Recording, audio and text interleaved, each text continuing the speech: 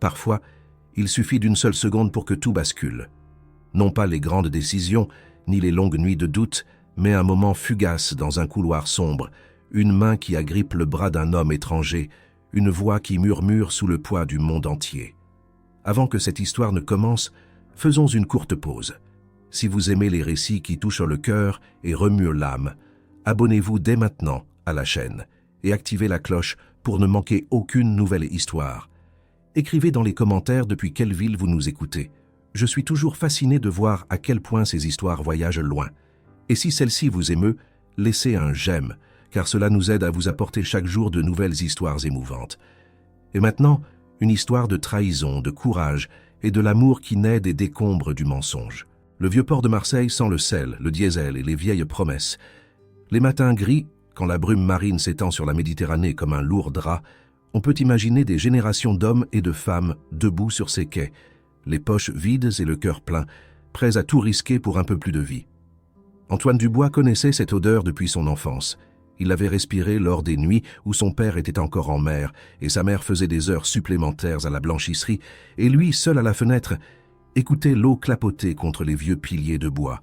Le port l'avait façonné, et le port lui avait appris un jour que le monde n'appartient pas à ceux qui attendent, mais à ceux qui agissent. À 44 ans, Antoine Dubois était l'un des entrepreneurs les plus influents de la cité phocéenne.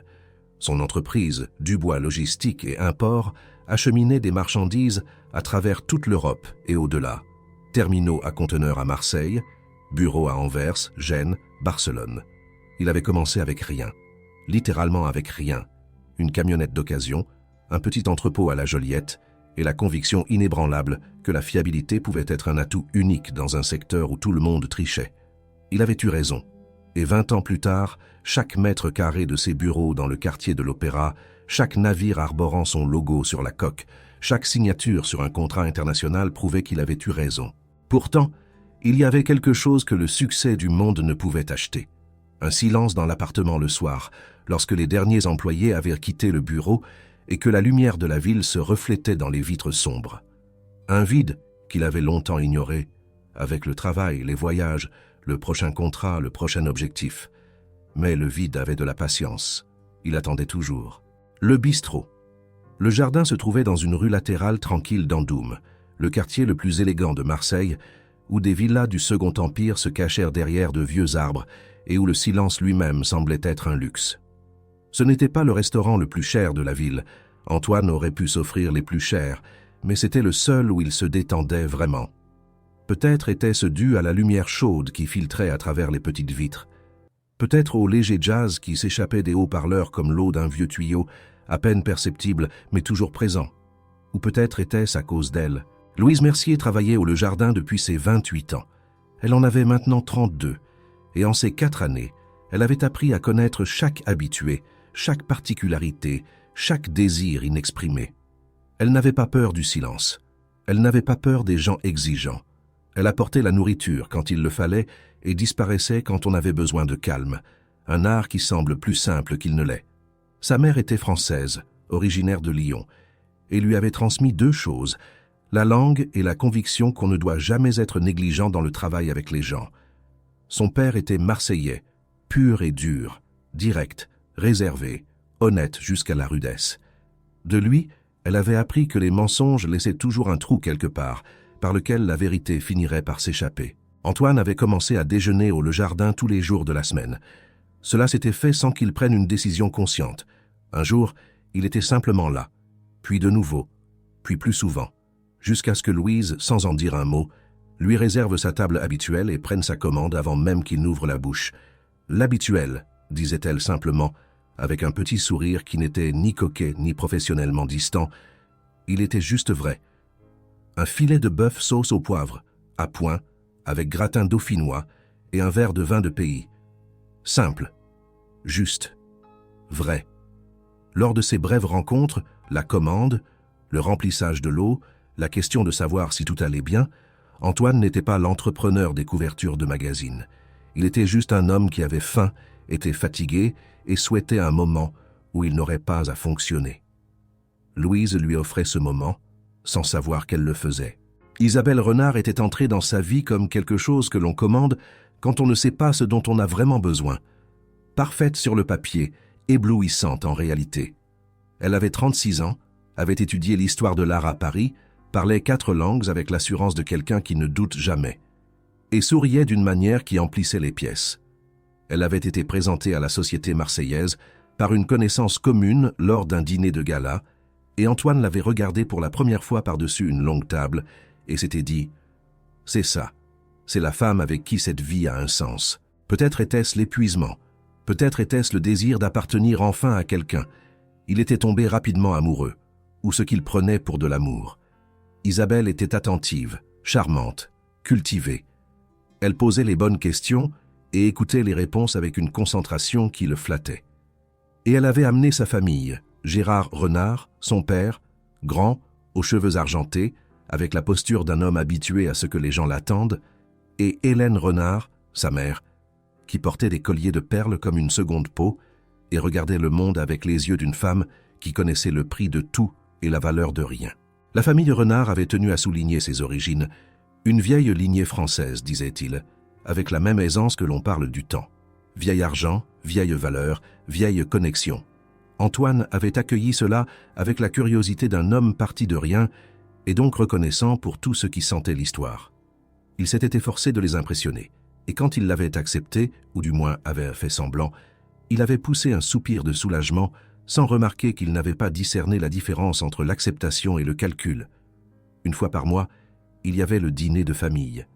Isabelle avait insisté, et Antoine avait accepté, y voyant un signe de maturité, accueillir la famille de sa femme, s'intégrer. Ils avaient toujours choisi le même restaurant, le jardin, son restaurant, son lieu. Il avait fait ce choix sans comprendre pourquoi il avait été accepté si naturellement dès le début. Mais ces soirs-là, Louise n'était jamais là. C'était toujours quelqu'un d'autre qui servait leur table. Un jeune serveur efficace nommé Théo, qui prenait les commandes sans erreur, apportait les plats à l'heure et ne disait rien de plus. Antoine s'était demandé si Louise avait des jours de congé ces soirs-là. Le propriétaire du restaurant, M. Arnal, avait une fois haussé brièvement les épaules et dit « Oui, oui, son soir de congé tombe parfois ainsi », et avait changé de sujet.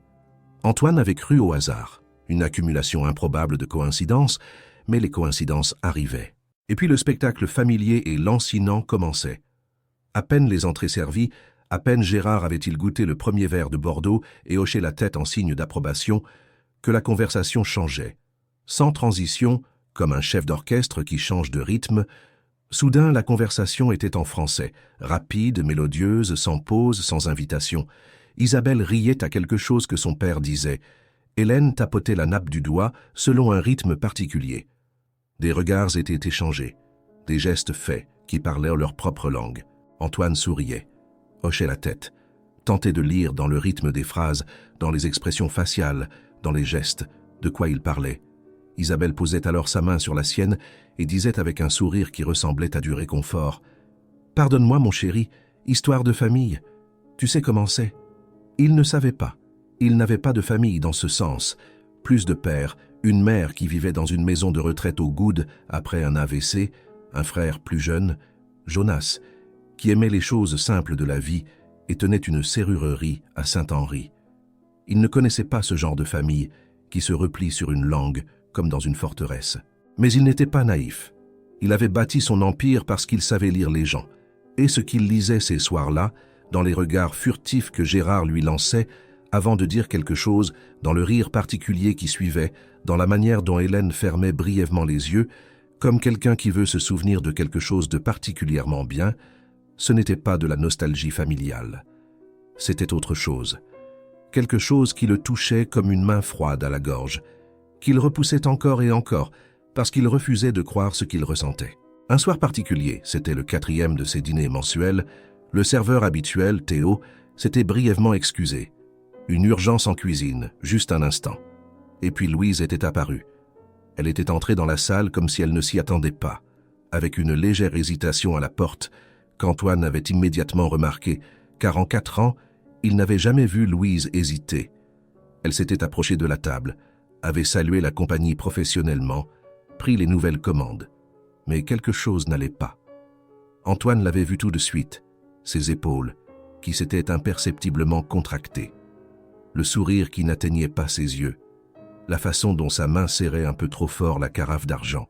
Gérard, devenu un peu plus généreux après le deuxième verre de vin, avait commencé à parler à Hélène d'un avocat, en français bien sûr. Les nouvelles étaient prometteuses, avait-il dit. Le rendez-vous à Paris était confirmé. Tout se déroulait comme prévu. Hélène avait ri doucement, un rire qui sonnait comme le froissement de la soie. Isabelle avait jeté un bref coup d'œil à Antoine, qui souriait et hochait la tête à quelque chose que Théo venait de lui expliquer sur le vin, puis s'était de nouveau détendu. Louise avait perdu son visage. Littéralement, la couleur avait quitté ses joues comme la marée. Elle se tenait à 3 pas, la carafe à la main, et écoutait. Ses yeux s'étaient posés brièvement sur Antoine, puis s'étaient détournés, puis de nouveau sur lui, avec une expression qu'il ne pouvait pas interpréter à ce moment-là, mais qui s'était imprimée en lui comme du feu sur du papier. Elle s'était excusée brusquement. Avait disparu presque trop vite par la porte battante de la cuisine. Elle n'était revenue que pour le dessert, les mains tremblantes si l'on regardait attentivement, les yeux évitant son regard, un silence là où il y avait eu de la gentillesse auparavant. Antoine l'observait. Il remarquait tout, ne disait rien. Quand il se leva pour aller aux toilettes, un court passage par le couloir étroit et mal éclairé derrière le bar, il sentit une main sur son bras, ferme, urgente. Il se retourna. Louise se tenait devant lui. Ses yeux étaient écarquillés, et ce qu'il y vit n'était pas une expression ordinaire. C'était de la peur. Une peur réelle, profonde, physique. Sa main tenait son bras avec une force qui ne semblait pas correspondre à sa silhouette élancée. « Antoine », dit-elle, et le son de son prénom sans le traditionnel « Monsieur Dubois », sans la distance professionnelle, le frappa comme un coup.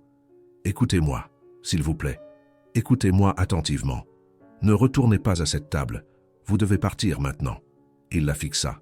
Les bruits du restaurant semblaient lointains, étouffés, comme sous l'eau. Quelque part au-delà de la porte battante, Gérard riait de quelque chose. Le rire sonnait maintenant différemment, comme quelque chose que l'on ne voudrait pas rencontrer dans l'obscurité. « Qu'avez-vous entendu ?» demanda Antoine doucement. Louise déglutit. Sa main lâcha son bras, mais elle ne recula pas. Elle se tenait devant lui dans la faible lumière du couloir, avec cette expression, non pas d'hystérie, ni de théâtralité, mais de quelqu'un qui a pris une décision qui lui coûte du courage et qui est déterminé à la maintenir. « Ma mère est française, dit-elle. J'ai grandi bilingue. Je comprends chaque mot. » Le silence entre ces deux phrases et la suivante fut assez long pour qu'Antoine comprenne ce que cela signifiait, avant même qu'elle ne dise un mot de plus. Les pièces du puzzle qu'il avait ignorées pendant des mois trouvèrent leur place. Les soirées de congé qui n'avaient jamais été le fruit du hasard. Monsieur Arnal, qui l'a renvoyé ces soirs-là, pourquoi? Qui l'avait demandé? Et pourquoi? Il s'appuya contre le mur du couloir et ferma les yeux un instant. De la salle venait le léger cliquetis des couverts, le murmure des convives, le son des verres, le bruit habituel d'une soirée dans un restaurant élégant, la musique de sa vie. Sauf que derrière cette musique, il y avait maintenant autre chose à entendre. Une note qui avait été trop faible jusqu'à présent pour être reconnue. Maintenant, il l'entendait. Forte et claire. « Dites-moi tout », dit-il. Sa voix était calme, le calme d'un homme qui avait appris à ne pas trembler dans la tempête, non pas parce qu'il n'avait pas peur, mais parce qu'il savait que trembler ne sauverait pas le navire. Louise inspira profondément, et puis elle commença à parler. Ce qu'elle lui raconta dans ce couloir dura peut-être 5 minutes. 5 minutes pendant lesquelles la vie qu'il croyait mener se désagrégea comme un décor de théâtre. La famille Renard parlait ouvertement de lui depuis des mois, de ses faiblesses, de sa cécité, de sa touchante naïveté à désirer si fort une vraie famille qu'il ne voyait pas ce qui se trouvait devant lui. Il le nommait entre eux le pigeon marseillais, le naïf de Marseille. Gérard s'était vanté, un verre de vin à la main, de la facilité avec laquelle il était de manipuler un homme issu de la pauvreté et désireux de faire ses preuves. Isabelle n'avait pas aimé l'homme. Elle avait vu l'entreprise, les comptes, les biens immobiliers. Et le plan était précis. Le mariage, la lune de miel en France, un avocat, un cousin de la famille, qui avait préparé des documents qui devaient être présentés comme un contrat d'achat pour une maison de vacances. En réalité, il s'agissait de procurations et de documents de transfert qui donneraient à Gérard le contrôle des actifs les plus importants d'Antoine. Ils avaient utilisé sa barrière linguistique comme une arme, sa solitude comme une porte d'entrée, son désir d'appartenance comme un levier. Antoine était toujours appuyé contre le mur quand Louise eut fini. Il ne ressentait rien. Ou plutôt, il ressentait trop pour pouvoir distinguer quoi que ce soit. C'était comme tomber dans une rivière glacée et au premier instant, ne pas savoir si l'on nage ou si l'on coule. Puis la sensation revint. D'abord la douleur, non pas la douleur dramatique, mais la douleur silencieuse et profonde de quelqu'un qui avait cru et à qui l'on avait volé la foi. Puis, lentement, comme une braise sous les cendres, autre chose. Quelque chose de plus ancien en lui. La détermination du jeune homme du port qui avait appris qu'on se relève après une chute, toujours. Il regarda Louise. Son visage était tendu, ses yeux pleins de questions. Elle n'avait pas su comment il allait réagir. Elle avait pris un risque, et ils le savaient tous les deux. « Merci », dit-il. Le mot était simple, mais il le prononça avec une profondeur qui allait au-delà de la gratitude pour une information. Puis il redressa les épaules, boutonna sa veste et ajusta sa cravate. Il allait retourner à cette table, il allait sourire. Il allait tenir la main d'Isabelle, rire des mauvaises blagues de Gérard et répondre au charme calculé d'Hélène. Et aucun d'eux ne se douterait que le monde qu'ils avaient bâti pour eux-mêmes avait cessé d'exister à cet instant précis. Mais avant de quitter le couloir, il se retourna une dernière fois. Louise était toujours là, le dos contre le mur, le souffle un peu plus rapide que la normale. « Avez-vous un carnet ?» demanda-t-il doucement. Elle sortit un petit bloc-notes de la poche de son tablier. Il le prit, y écrivit un numéro de téléphone et le lui rendit. « Appelez-moi demain matin, » dit-il. « Pas depuis le fixe du restaurant, s'il vous plaît. » Elle hocha la tête. Il vit dans ses yeux quelque chose qu'il ne put nommer immédiatement. Un mélange de soulagement et de quelque chose de plus lourd qu'il comprendrait plus tard.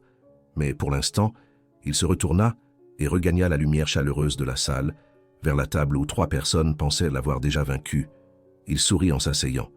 Isabelle lui serra la main. Gérard resservit du vin et dit quelque chose en français, et Hélène rit discrètement derrière sa serviette. Antoine leva son verre, trinqua avec eux et but. Le vin était bon. Un Bordeaux, 22 ans d'âge, assez de temps pour devenir complexe, assez complexe pour être dangereux. Exactement comme lui. Le matin après le dîner avait quelque chose de trompeur. Le gris doux sur le vieux port, le bourdonnement de la ville qui se mettait lentement en mouvement, les bruits familiers de Marseille qui ne semblaient connaître aucun secret.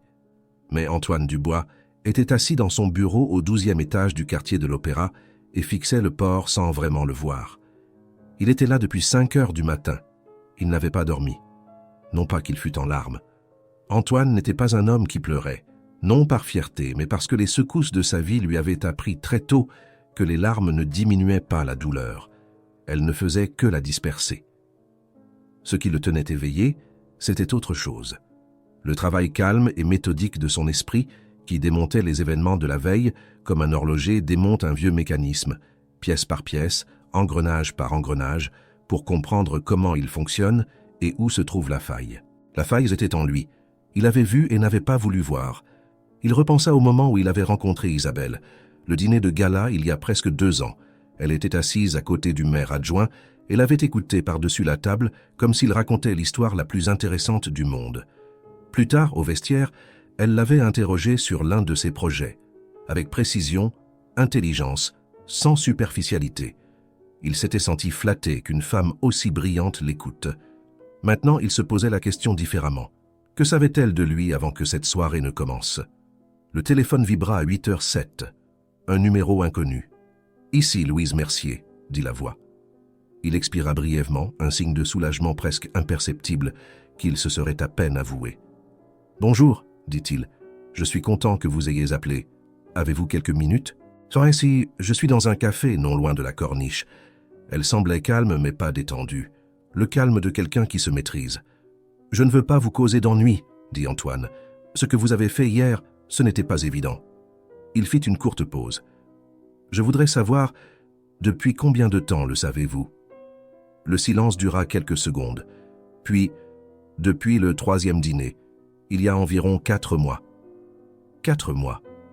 Antoine laissa le chiffre agir un instant. « Pourquoi n'avez-vous rien dit avant ?»« Parce que je n'étais pas sûr, parce que je pensais que ça ne me regardait pas, parce que... » Elle hésita, et il l'entendit chercher des mots à la fois honnêtes et précis. « Parce que j'avais peur que vous ne me croyiez pas, ou pire, que vous pensiez que j'avais une fausse motivation. »« Et en avez-vous une ?» demanda Antoine directement. « Non, dit-elle, tout aussi directement. Il l'a cru, non pas naïvement. Il avait appris à reconnaître la différence entre l'honnêteté mise en scène et la vraie. Louise Mercier ne sonnait pas comme quelqu'un qui vendait quelque chose. Elle sonnait comme quelqu'un qui voulait se débarrasser d'un fardeau devenu trop lourd. « J'ai une requête », dit-il. Il choisit ses mots avec soin. « Il est possible que j'ai besoin de certaines informations dans les prochaines semaines. Je vais engager un enquêteur, mais je ne peux pas tout observer moi-même. La famille Renard continue de venir au restaurant ? » « Probablement, » dit-elle. « Ils y sont tous les mardis midi, ces derniers mois.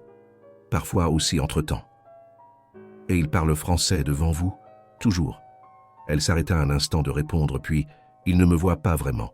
Je suis pour eux. » Elle chercha le mot. « Un inventaire. » Antoine ferma les yeux un instant. « Inventaire. » Le mot toucha quelque chose en lui qu'il n'avait pas anticipé. Il connaissait la sensation de ne pas être vu. Il avait passé la moitié de sa vie à être invisible pour des gens qui croyaient que la pauvreté était une caractéristique que l'on portait à jamais. Mais il l'avait surmontée en construisant quelque chose qu'on ne pouvait ignorer. Louise n'avait rien bâti d'autre que sa dignité, et pourtant, on ne l'avait pas vue. Cela le mit en colère d'une manière plus silencieuse que le bruit et donc plus dangereuse. « Je vais vous donner un moyen de me transmettre des informations, » dit-il. « Discrètement. Rien de dangereux. Rien d'illégal, juste ce que vous entendez, ce qu'ils disent quand ils croient que personne ne comprend. Seriez-vous prête à le faire ? » La pause fut plus longue cette fois. Il n'insista pas. Puis, « Oui, mais je veux comprendre ce que vous comptez faire. »« La justice, » dit Antoine, « ni plus ni moins. » Il entendit son léger soupir, à moitié un soupir, à moitié quelque chose qui ressemblait à du soulagement. « Bien, » dit-elle. « Alors, faisons-le. » Ils se donnèrent rendez-vous pour l'après-midi, non pas au Le Jardin, mais dans un petit café du cours Julien, assez loin d'Andoum, assez proche pour être facilement accessible. Antoine posa le téléphone sur le bureau et resta un instant la main dessus, comme s'il pouvait maintenir physiquement la connexion. Puis, il saisit l'autre téléphone et composa un numéro qu'il connaissait par cœur, bien qu'il l'utilisât rarement. Didier Lefebvre répondit après la deuxième sonnerie. Il était le meilleur détective privé de Marseille, pas un homme pour les scènes spectaculaires, pas un homme pour les menaces ou l'intimidation, un homme pour la documentation, pour la patience, pour la collecte de faits qui ne pouvaient être contestés devant aucun tribunal du monde. Antoine l'avait engagé une fois pour une affaire d'entreprise, des années auparavant, un partenaire commercial infidèle qui avait contourné des contrats. Lefebvre avait rassemblé en 3 semaines plus qu'Antoine n'aurait imaginé. « J'ai un travail pour vous, » dit Antoine. Pas d'urgence, mais la minutie est essentielle. Le nom est Gérard Renard. Citoyen français, probablement avec des comptes et des activités dans plusieurs pays européens, je veux tout savoir. Anciens partenaires commerciaux, procès, dettes, vieilles affaires, nom de personnes avec qui il a travaillé. Lefebvre ne dit rien d'autre que « Délai ? Le plus vite possible, mais correctement. J'ai besoin de faits, pas de suppositions. 1 semaine pour une première évaluation. Puis plus, si nécessaire. » « Bien, » dit Antoine. « Et s'il vous plaît, confidentialité absolue. » Il raccrocha, se leva et s'approcha de la fenêtre. Le vieux port s'étendait tranquillement, gris et large, et impassible. Il pensa à son père, qui avait travaillé sur ces voies navigables. Un homme simple, honnête, mort jeune, et à qui la vie n'avait jamais rendu ce qu'il y avait mis. Il pensa à sa mère qui était toujours au coude et regardait parfois par la fenêtre, comme si elle attendait quelqu'un qui ne reviendrait plus. Il pensa à Jonas, son frère, qui pliait des barres de fer et connaissait la sueur honnête, et ne comprendrait jamais pourquoi Antoine se donnait tant de mal pour être accepté dans un monde qui ne le méritait pas.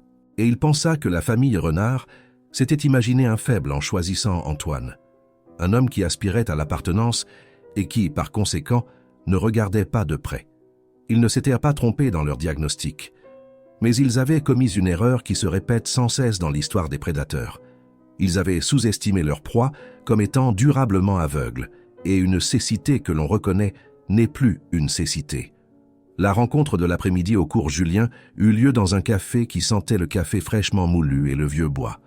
Louise était déjà là quand Antoine arriva, une petite table dans un coin, pas immédiatement visible depuis la porte.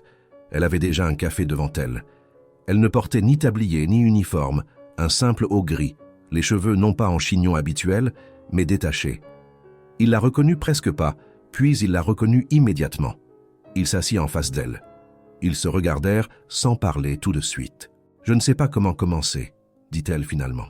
« Commencez par ce que vous avez entendu en premier, » dit-il. « Le premier moment où vous avez compris que quelque chose n'allait pas. » Elle entoura sa tasse de café de ses deux mains.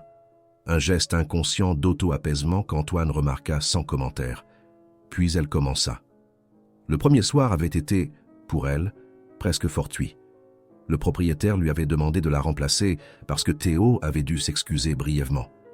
Elle avait servi la table, pris les commandes, comme toujours, mais ensuite, Gérard Renard, sans quitter sa femme des yeux, avait dit quelque chose en français qui lui avait glacé le sang. Il avait dit, et elle traduisit d'une voix qui resta égale, mais à peine, il avait dit « Le Marseillais est encore plus stupide que je ne l'espérais. Il croit toujours qu'elle l'aime. Cela rend notre tâche plus facile. » Hélène avait ri. Pas fort, discrètement, le rire discret d'une femme habituée au confort et qui avait, il y a longtemps, mis de côté des sentiments comme la compassion. « Et Isabelle ?» demanda Antoine. Sa voix était neutre. Louise le regarda directement. Isabelle avait réprimandé son père en français, non pas parce que ce qui avait été dit la mettait mal à l'aise, mais parce qu'ils étaient dans un restaurant et qu'il fallait être prudent. Elle avait dit « Papa, pas ici », en français. Antoine hocha lentement la tête. Le tableau se complétait. Isabelle n'était pas une femme amoureuse sous la pression de sa famille. Elle était une partie active du plan, l'exécutante, celle à qui l'accès à Antoine incombait. La famille était une unité.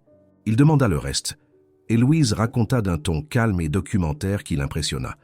Elle avait une mémoire des détails, non seulement pour les grandes révélations, mais pour les petites formulations, pour les noms qui étaient tombés, pour les dates qui avaient été mentionnées.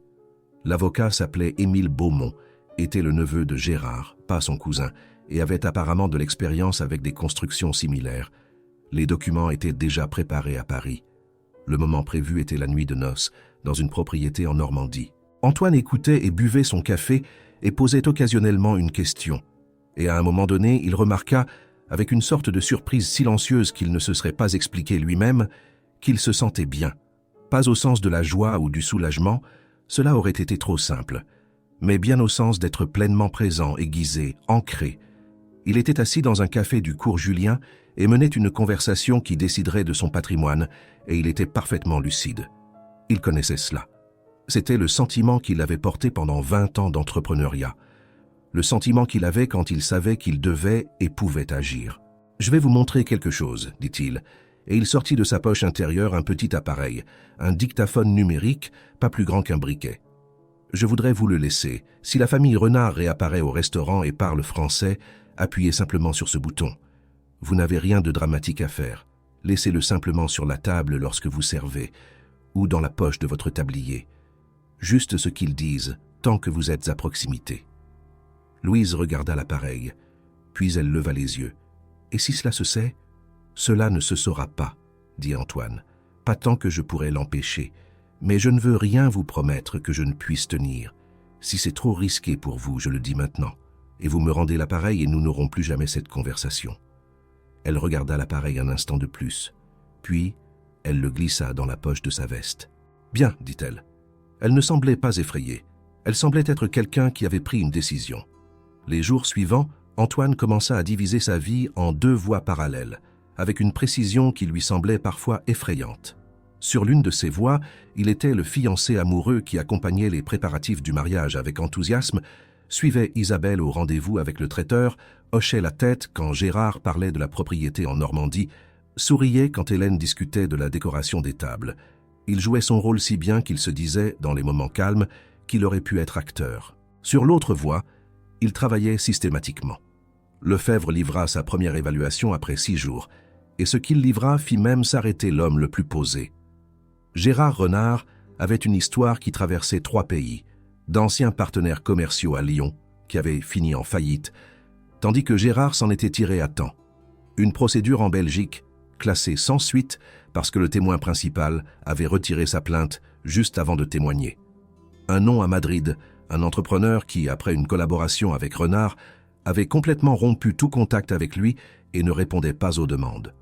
Le tableau était celui d'un homme qui construisait des systèmes suffisamment légaux pour ne pas être attaquable et suffisamment efficaces pour ruiner les autres. Pas un criminel au sens classique, pas un homme avec un casier judiciaire. Pire, un homme qui savait comment opérer en marge du système sans le dépasser. « Continuez », dit Antoine après avoir lu le rapport de Lefebvre. « J'ai besoin de tout ce qui peut être prouvé. » Parallèlement, les cours de français commencèrent.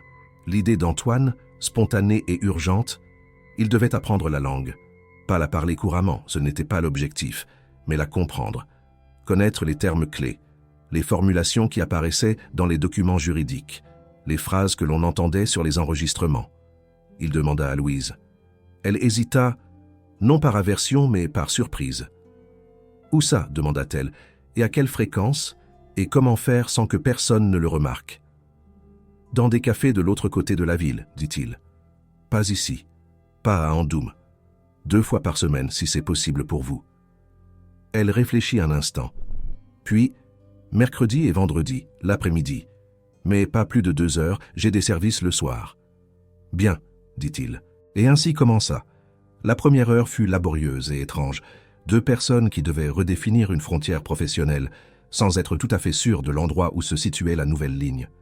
Louise enseignait avec une franchise qu'il appréciait. Pas de flatterie, pas de simplification.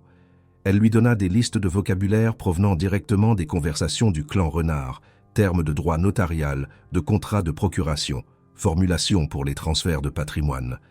Antoine apprenait vite, comme il avait toujours appris vite quand quelque chose l'intéressait vraiment, et après un certain temps, il découvrit que ce n'était pas seulement la nécessité qui l'intéressait, mais la langue elle-même, sa mélodie, sa logique, la façon dont les phrases étaient construites. Après la 3e heure, ce fut Louise qui parla pour la première fois de quelque chose qui n'avait rien à voir avec l'affaire. Elle avait fait une remarque sur un livre qu'elle lisait, un roman, un auteur français qu'Antoine ne connaissait pas, et il avait demandé de quoi il s'agissait, et elle avait raconté et 10 minutes devinrent 30. Sur le chemin du retour, dans le métro qui le ramenait à travers la ville, Antoine pensa à la dernière fois qu'il avait parlé à quelqu'un d'un livre, de quelque chose qui n'était ni une affaire, ni un plan, ni un objectif. Simplement de quelque chose qui avait ému quelqu'un. Il ne put répondre à la question. Trop longtemps. La ville avait 2 visages en automne. L'un était celui des cartes postales, des feuilles dorées sur le cours Honoré d'Estienne d'Orvès, l'eau miroir lisse des façades, les lanternes qui s'allumaient plus tôt et rendèrent la lumière du soir plus chaude qu'elle ne l'était. L'autre visage ne le connaissait que celui qui était dehors quand le crépuscule arrivait et que le vent montait du vieux port et balayait les rues comme quelqu'un qui cherche et ne trouve pas. Antoine connaissait les 2. Il avait souvent été assis dehors dans son enfance quand l'appartement était trop petit et il avait appris à accepter le froid comme quelque chose qui vous rend plus aiguisé si vous ne l'évitez pas. Au cours des 3 premières semaines après le dîner, il avait développé une nouvelle routine. Le matin, le bureau, le travail, les affaires courantes, tout cela continuait avec la précision d'un mécanisme bien huilé. L'après-midi, 2 fois par semaine, les heures avec Louise. Le soir, quand Isabelle appelait ou envoyait un message, le rôle du fiancé qui attend le mariage avec impatience et ne pense à rien d'autre. Et entre les heures, tard dans la nuit ou tôt le matin, les rapports de Lefebvre qui s'accumulaient et le tableau grandissant de la personne à qui il avait affaire. Lefebvre avait entre-temps filtré 3 noms de l'entourage immédiat de Gérard Renard, d'anciens partenaires commerciaux qui avaient subi des pertes au fil des ans, tandis que Renard continuait sans dommage. L'un d'eux, un promoteur immobilier belge nommé Van der Berg, avait accepté de parler à Lefebvre par vidéoconférence. Ce que Van der Berg raconta, Lefebvre l'avait résumé sobrement dans son rapport, mais même à travers le langage factuel de l'enquêteur, Antoine sentait l'amertume d'un homme à qui 10 ans de travail avaient été retirés des mains en quelques mois. La méthode avait toujours été la même, établir la confiance, se rapprocher des actifs, puis, par des constructions juridiques, procuration, accord de fiducie, contrat fictif, sécuriser l'accès. Toujours avec un avocat de la famille, toujours à l'étranger, où les victimes maîtrisaient moins bien la langue, toujours avec une femme ou un homme comme point de contact, à qui la victime faisait confiance. La femme, dans le cas de Van der Berg, n'avait pas été Isabelle, une autre, mais la structure était identique. Antoine avait lu le rapport et avait ensuite longtemps fixé la fenêtre. Il s'était dit « Je ne suis pas le premier ». Et cette pensée avait solidifié quelque chose en lui, non pas de la colère, mais une détermination d'une substance qui diffère de la simple indignation. Van der Berg n'avait pas eu les moyens de se défendre. Il n'avait pas su ce qui se passait avant qu'il ne soit trop tard. Antoine le savait avant que cela n'arrive. C'était la différence que Louise lui avait donnée, et il comptait bien l'utiliser. Les mardis midi de la famille Renard au Le Jardin devinrent des sources d'informations qui s'accumulaient chaque semaine. Louise portait le petit appareil dans la poche de son tablier et le plaçait discrètement sur le plateau ou au bord de la table lorsqu'elle prenait les commandes. La famille parlait, libérée et arrogante dans la conviction que Louise ne comprenait pas le français, que la serveuse en tablier était un décor qui écoutait sans comprendre. Ils discutaient des détails du plan avec une franchise qui rendait Antoine presque incrédule à chaque écoute des enregistrements. Non pas parce qu'ils étaient en stupides, Gérard n'était pas stupide, mais parce que leur mépris pour ceux qu'ils considéraient comme des outils les rendait aveugles à la possibilité que les outils aient aussi des yeux. Dans l'un des enregistrements, Gérard parlait du notaire. Son nom était clairement mentionné une fois, Maître Beaumont, à Paris, dans le 16e arrondissement. Le rendez-vous était fixé 3 semaines après le mariage. Les documents seraient présentés comme un contrat de cession pour une maison de campagne en Normandie. Antoine devait croire qu'il signait l'achat d'un cadeau de mariage pour Isabelle.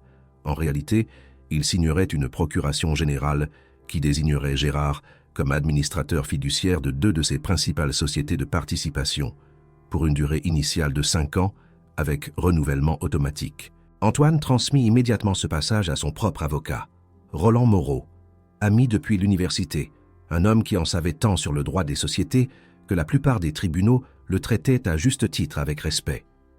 Roland écouta la situation, lut les passages et resta silencieux un instant. Puis il dit « Tu as de la chance de le savoir avant d'avoir signé quoi que ce soit. Si les documents ressemblent à ce qu'ils décrivent, ce ne serait pas entièrement exécutoire en France, mais en France, avec un notaire local et ta signature, très certainement. De quoi ai-je besoin pour empêcher cela et pour que cela ait aussi des conséquences juridiques ?» demanda Antoine. Roland réfléchit. Des preuves, des communications écrites, si possible. Les enregistrements sonores sont problématiques devant les tribunaux en France, mais ils peuvent servir de base à d'autres enquêtes, et s'ils sont produits dans le cadre d'une enquête policière, c'est différent. Tu devrais impliquer quelqu'un qui peut collaborer avec les autorités. Y a-t-il quelqu'un à la police en qui tu as confiance ? Antoine réfléchit. Il y avait quelqu'un, une vieille connaissance de l'autorité marseillaise de lutte contre la criminalité financière, qu'il avait une fois sollicité pour une collaboration sur une affaire de fraude et qu'Antoine avait alors aidé. Il l'appela le lendemain. La conversation fut brève et professionnelle. L'agent écouta, posa 3 questions précises et dit ensuite « Envoyez-moi le contact de votre enquêteur. Nous allons examiner cela. Si c'est ce que vous décrivez, c'est une fraude organisée. » Fraude organisée. La formulation avait quelque chose d'un tampon, froid, administratif, précis, mais elle signifiait réel, prouvable, traçable. Pendant ce temps, les préparatifs du mariage se poursuivaient. Antoine accompagna Isabelle à un rendez-vous chez le fleuriste, un grand atelier lumineux au rouca blanc rempli d'échantillons de compositions florales et de catalogues de fleurs. Isabelle se déplaçait dans la pièce avec l'aisance d'une femme qui sait qu'elle est belle et que la beauté attire l'attention. Elle parlait de pivoine et d'eucalyptus, de centre de table et de décoration d'entrée, et Antoine restait là, hochant la tête, souriant et écoutant, et observant. Il observa comment elle parlait au fleuriste, non pas méchamment, mais avec une condescendance qui se manifestait par de petits gestes, un léger froncement de la bouche, légèrement ennuyé, si une idée ne lui plaisait pas, une sorte de sourire qui disait « Je vous tolère, mais vous êtes interchangeables ». Il observa comment elle prit brièvement son téléphone quand il cherchait un mouchoir, juste un instant, mais le geste était trop rapide, trop naturel. Il observa comment, croyant qu'il ne regardait pas, elle envoya un court message à son père. Il ne put en lire le contenu, mais il connaissait maintenant suffisamment la langue pour reconnaître le mot « tout » sur l'écran. Tout se déroulait comme prévu. Un jeudi après-midi, Antoine et Louise se retrouvèrent dans un café de la Plaine, un endroit discret avec des tables près de la fenêtre donnant sur la rue et une propriétaire trop occupée pour prêter attention aux clients. Louise avait apporté l'appareil et le dernier enregistrement était déjà téléchargé. Ils étaient assis côte à côte, non pas en face, et écoutaient ensemble avec les petits écouteurs qu'Antoine avait sortis de sa poche. La voix de Gérard était détendue dans l'enregistrement, la voix d'un homme qui est proche du but et qui a échangé la tension de la chasse contre le confort du triomphe. Il parlait du temps après le mariage, de ce qu'on ferait avec les procurations, du premier transfert déjà prévu, d'une somme mentionnée aussi naturellement que d'autres parlent du temps. Louise écoutait, les sourcils froncés, le menton légèrement baissé.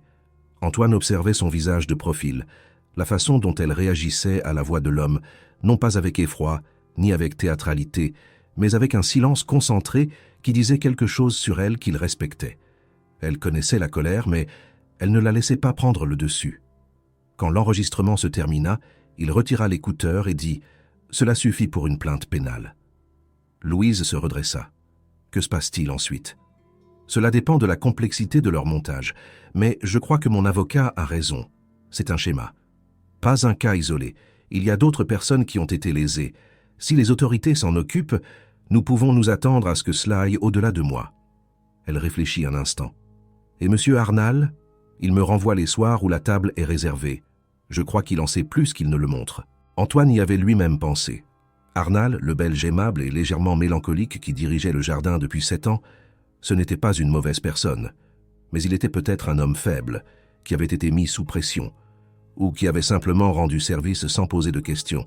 « Je vais lui parler, » dit Antoine. « Pas agressivement. Je veux comprendre ce qu'il sait. » Il apprit cet après-midi-là 2 nouvelles choses sur Louise Mercier. La première était qu'elle aimait les livres, non pas comme un statut intellectuel, mais comme une nécessité vitale. Elle en avait toujours un sur elle. Aujourd'hui, c'était un vieux livre de poche dont le dos était déjà cassé et qui avait de nombreuses pages cornées. La seconde était qu'elle riait d'une manière qu'il ne connaissait pas encore. Non pas le sourire professionnel du restaurant, mais un rire authentique, bref. Complètement surpris par quelque chose qu'il avait dit à propos de son premier voyage d'affaires à Anvers. Ce rire l'avait déstabilisé un instant. Il avait oublié les phrases qu'il avait voulu dire. Plus tard, sur le chemin du retour à travers la ville, il réfléchit. Il essaya de classer ce qu'il ressentait lors de ses rencontres avec Louise. Ce n'était pas de l'excitation au sens romantique, pas encore, bien qu'il pressentît que cela pourrait le devenir. C'était quelque chose de plus simple, et donc de plus rare, le sentiment d'être près de quelqu'un qui n'avait pas besoin de lui. Isabelle avait eu besoin de lui, de son nom, de son argent, de sa crédulité. Roland, son ami et avocat, avait besoin de lui comme client. Ses employés avaient besoin de lui comme patron. Même sa mère avait besoin de lui, bien que d'une manière différente, plus honnête. Mais Louise était tombée dans cette situation, non par calcul, mais par le simple fait qu'elle était une bonne personne qui ne pouvait ignorer ce qui était faux. Elle n'avait pas besoin de lui. Et cela rendait sa présence différente. Il appela Jonas le soir. Son frère répondit après la première sonnerie. Il était encore à l'atelier, on entendait le métal en arrière-plan. « Tout va bien ?» demanda Jonas. « Tu as l'air bizarre. »« Je vais bien, » dit Antoine. Il fit une courte pause. « Jonas, peux-tu venir la semaine prochaine ?»« Pas pour le mariage. Juste comme ça. » Jonas resta silencieux un instant. « Juste comme ça, avec toi, ce n'est jamais juste comme ça, » dit-il. « Mais je viens. Samedi ?»« Samedi, » dit Antoine. Quand il raccrocha, il resta longtemps assis dans le bureau silencieux. La ville brillait derrière la fenêtre, 1000 petites lumières sur l'eau sombre. Il pensa que la vérité avait une étrange propriété. Elle rendait la vie plus compliquée et en même temps plus simple. Elle brisait les illusions, mais sous les décombres, il y avait toujours quelque chose de plus solide que tout ce qui avait précédé. Il ouvrit son carnet et écrivit 3 phrases en français que Louise lui avait apprises. Les phrases étaient « Je comprends tout ce que vous dites. Le jeu est terminé. Au revoir. » Il les pratiqua à voix haute, seul dans le bureau vide, jusqu'à ce qu'il soit sûr que la prononciation était correcte. Puis il ferma le carnet et s'approcha de la fenêtre et regarda la ville, qui lui avait autrefois tout pris et ensuite tout donné. Il pensa « Pas encore, ce n'est pas encore fini. Mais le moment viendra, et quand il viendra, il sera prêt. » Jonas Dubois avait 3 ans de moins qu'Antoine, mais parfois cela semblait l'inverse, comme si Jonas avait découvert le secret de vieillir sans le poids que son frère traînait. C'était un homme grand, avec de larges épaules et des yeux calmes, qui regardèrent les gens, et non ce qu'ils avaient ou pouvaient être. Il dirigeait une serrurerie à Saint-Henri, travaillait de ses mains, aimait sa femme Brigitte, ses 2 enfants et son chien, et il ne comprenait pas vraiment le monde de l'argent et du pouvoir, mais il comprenait les gens. C'était la capacité qu'Antoine avait toujours admirée en lui sans pouvoir la nommer. Jonas voyait ce que quelqu'un ne disait pas. Il arriva le samedi à 11 heures, comme promis, avec un sac de viennoiserie d'une boulangerie de Saint-Henri qu'il fréquentait depuis 20 ans et qui sentait le beurre et la fleur d'oranger. Antoine le laissa entrer et ils s'assirent dans la cuisine, non pas dans le salon avec les meubles coûteux, ni dans le bureau avec les bibliothèques, mais dans la cuisine, où, même chez Antoine, la vie semblait normale. Jonas l'observa par-dessus son café. Il mangea sa viennoiserie et attendit. Il ne posa pas de questions. Il savait qu'Antoine parlerait quand il serait prêt. Antoine craqua au bout d'environ 20 minutes. Il raconta l'histoire, pas tous les détails, pas les enregistrements et les enquêteurs, mais l'essentiel, Isabelle, la famille Renard, ce que Louise lui avait dit, le plan pour la France. Jonas écouta sans interruption. Son visage changea à peine, mais Antoine le connaissait assez bien pour lire les petits signes, la légère tension autour de la bouche, les yeux qui devenaient plus vifs. Quand Antoine eut fini, Jonas écarta sa tasse de café. « Depuis combien de temps le sais-tu » demanda-t-il. « 3 semaines. Et tu ne m'as rien dit. Je voulais être sûr avant d'impliquer qui que ce soit. » Jonas hocha lentement la tête. « C'est ta façon de faire. » Il fit une pause. « Et cette femme, la serveuse, comment s'appelle-t-elle ?»« Louise Mercier. »« Tu l'apprécies ?» Ce n'était pas une question. Antoine regarda son frère. « Ce n'est pas le sujet, Jonas. » Jonas sourit légèrement. « Je n'ai pas dit ça non plus, j'ai dit que tu l'apprécies. C'est une affirmation, pas un reproche. » Antoine se leva, alla à la fenêtre et regarda la cour intérieure. Un arbre en bas avait déjà perdu la plupart de ses feuilles. Un enfant faisait du vélo en cercle, concentré, la langue légèrement sortie. Il resta longtemps ainsi. « Elle a risqué quelque chose pour moi, dit-il finalement, sans me connaître, sans savoir comment je réagirais. »« Ça en dit long sur une personne, » dit Jonas. « Ce que quelqu'un fait quand rien n'en revient. » Antoine se retourna. « Je dois finir ça avant de considérer autre chose. »« Bien sûr, » dit Jonas. « Mais après ?» Antoine ne dit rien. Jonas sourit de nouveau, se leva et prit une deuxième viennoiserie. La conversation avec M. Arnal eut lieu un mercredi matin avant l'ouverture du restaurant. Antoine avait demandé un rendez-vous, poliment et directement, sans en expliquer la raison. Arnal avait immédiatement accepté. Peut-être par mauvaise conscience, peut-être par soulagement, peut-être les deux. C'était un homme petit et rondouillard avec une moustache grise et la posture légèrement courbée de quelqu'un qui avait passé trop d'années dans des cuisines basses. Il apporta le café, s'assit en face d'Antoine et joignit les mains sur la table. « Vous savez pourquoi je suis ici ?» dit Antoine sans détour. Arnal déglutit, puis il hocha la tête. « La famille Renard, » dit-il lentement. « La dame, Madame Renard, était déjà venue 2 fois ici avant votre premier dîner. Elle m'a demandé de changer le personnel de service ces soirs-là. Elle a dit qu'elle souhaitait un service discret sans distraction. » Il fit une pause. « J'ai pensé que c'était une question de style. Les gens riches ont parfois des désirs étranges. »« Et vous n'avez pas posé de questions ?» Arnal le regarda, et dans ses yeux il y avait quelque chose qui ressemblait à de la honte. « Vous êtes un client important, monsieur Dubois, l'un de mes meilleurs. J'aurais dû demander. » Il baissa les yeux vers ses mains jointes. « Je ne l'ai pas fait. »« La famille vous a-t-elle donné quelque chose ?» demanda Antoine. « De l'argent ou… » « Non, » dit Arnal immédiatement, avec une vivacité qui sonnait juste. « Non, juste la demande. J'ai cédé parce que… » Il chercha ses mots. « Parce que je n'ai pas compris la situation. J'ai pensé que c'était une question d'étiquette. » Antoine l'observa. Il le crut, pas entièrement, mais suffisamment. Arnal n'était pas un complice. C'était un homme qui avait accédé à une demande sans en considérer les conséquences. Cela ne faisait de lui rien de plus qu'une personne avec un mauvais jugement, ce qui n'était pas rare. « J'ai besoin d'une seule chose de votre part, » dit Antoine. « Si la famille Renard réserve de nouveau, prévenez-moi, et laissez Louise servir. » Arnal hocha rapidement la tête, soulagé comme quelqu'un qui reçoit une tâche facile, après avoir craint le pire. La conversation se termina en 20 minutes. En se dirigeant vers la porte, Antoine se retourna une dernière fois. « Louise est une très bonne serveuse, » dit-il. Arnal leva les yeux. « Oui, » dit-il doucement. « Elle l'est. » Antoine hocha la tête et sortit dans l'air gris de l'automne. La 5e semaine, quelque chose changea entre lui et Louise. Pas de manière dramatique, pas de scène, pas d'explication, Pas de moment précis où l'on aurait pu dire « voilà, c'était là ». Plutôt comme un lent déplacement des choses, qui fait qu'un matin on se réveille et que les meubles sont différemment arrangés, sans se souvenir quand ils ont été bougés. Ils se rencontrèrent un vendredi après-midi au Good. Il faisait froid, et le café était si plein qu'après un certain temps d'attente, ils avaient abandonné et s'étaient assis sur un banc au bord du vieux port, avec du café dans des gobelets en carton, les vestes bien serrées, la ville sous leurs pieds comme une maquette d'acier, de verre et de vieilles pierres. Louise avait l'appareil avec elle, et il n'y avait rien de nouveau de la semaine précédente. La famille n'avait pas dîné l'un des jours habituels. L'heure passa donc avec le français, puis avec la conversation.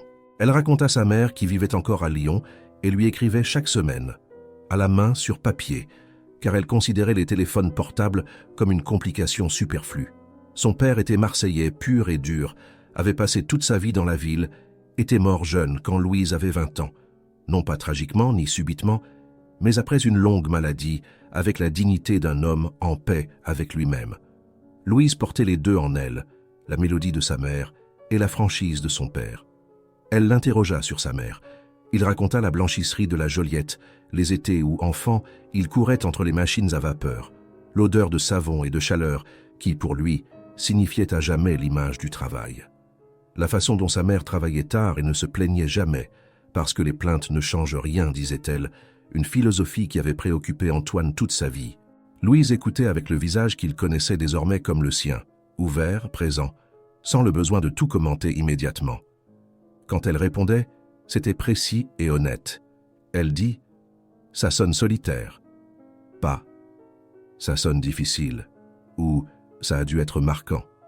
Les réponses habituelles qui disent que quelqu'un écoute sans vraiment écouter. Elle dit « ça sonne solitaire ». Et il pensa « oui, exactement. C'était solitaire. » Il n'aurait jamais nommé cela ainsi à quelqu'un. Sur le chemin du retour, ils marchèrent un bout de chemin à travers les Goudes, devant de vieilles maisons dont les façades portaient les couches de décennies, fraîchement peintes ou écaillées, ou quelque part entre les deux. Les rues étaient presque vides en ce début de soirée de vendredi, la plupart des gens étant encore au travail ou déjà rentrés chez eux. C'était cette heure, entre les choses, qu'Antoine aimait toujours. La ville au seuil, ni jour ni nuit, ni occupée ni calme. À un coin de rue, Louise s'arrêta un instant pour mieux s'envelopper dans sa veste. Antoine s'arrêta. Ils se tenaient côte à côte sur le trottoir, et pendant un moment, il n'y eut rien à dire ni à faire, et c'était parfaitement bien. « C'est la première fois depuis des semaines que je n'y ai pas pensé pendant 1 heure, » dit Antoine. Il ne le dit pas de manière calculée. Cela sortit comme les choses qui ne sont pas préméditées. Louise le regarda.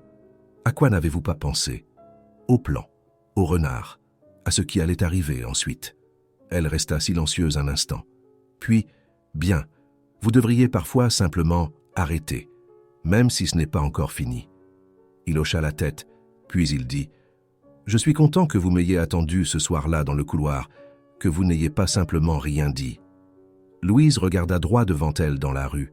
« J'avais aussi pensé à ne rien dire, » dit-elle. « Cela aurait été plus facile. »« Pourquoi l'avez-vous fait alors ?» Une courte pause. « Parce que je vous connais, » dit-elle. « Pas bien, mais assez. Je sais comment vous buvez votre café et quand vous passez une mauvaise journée et que vous vous demandez, en attendant, si vous pouvez vous permettre de simplement rester assis ici et de ne rien faire. » Elle secoua légèrement la tête. « Je ne pouvais pas regarder quelqu'un que je connais, même un peu, se faire mentir ainsi. » Antoine la regarda. La lumière d'automne était fine et lointaine, et elle éclairait son visage d'une manière qui montrait quelque chose de vrai.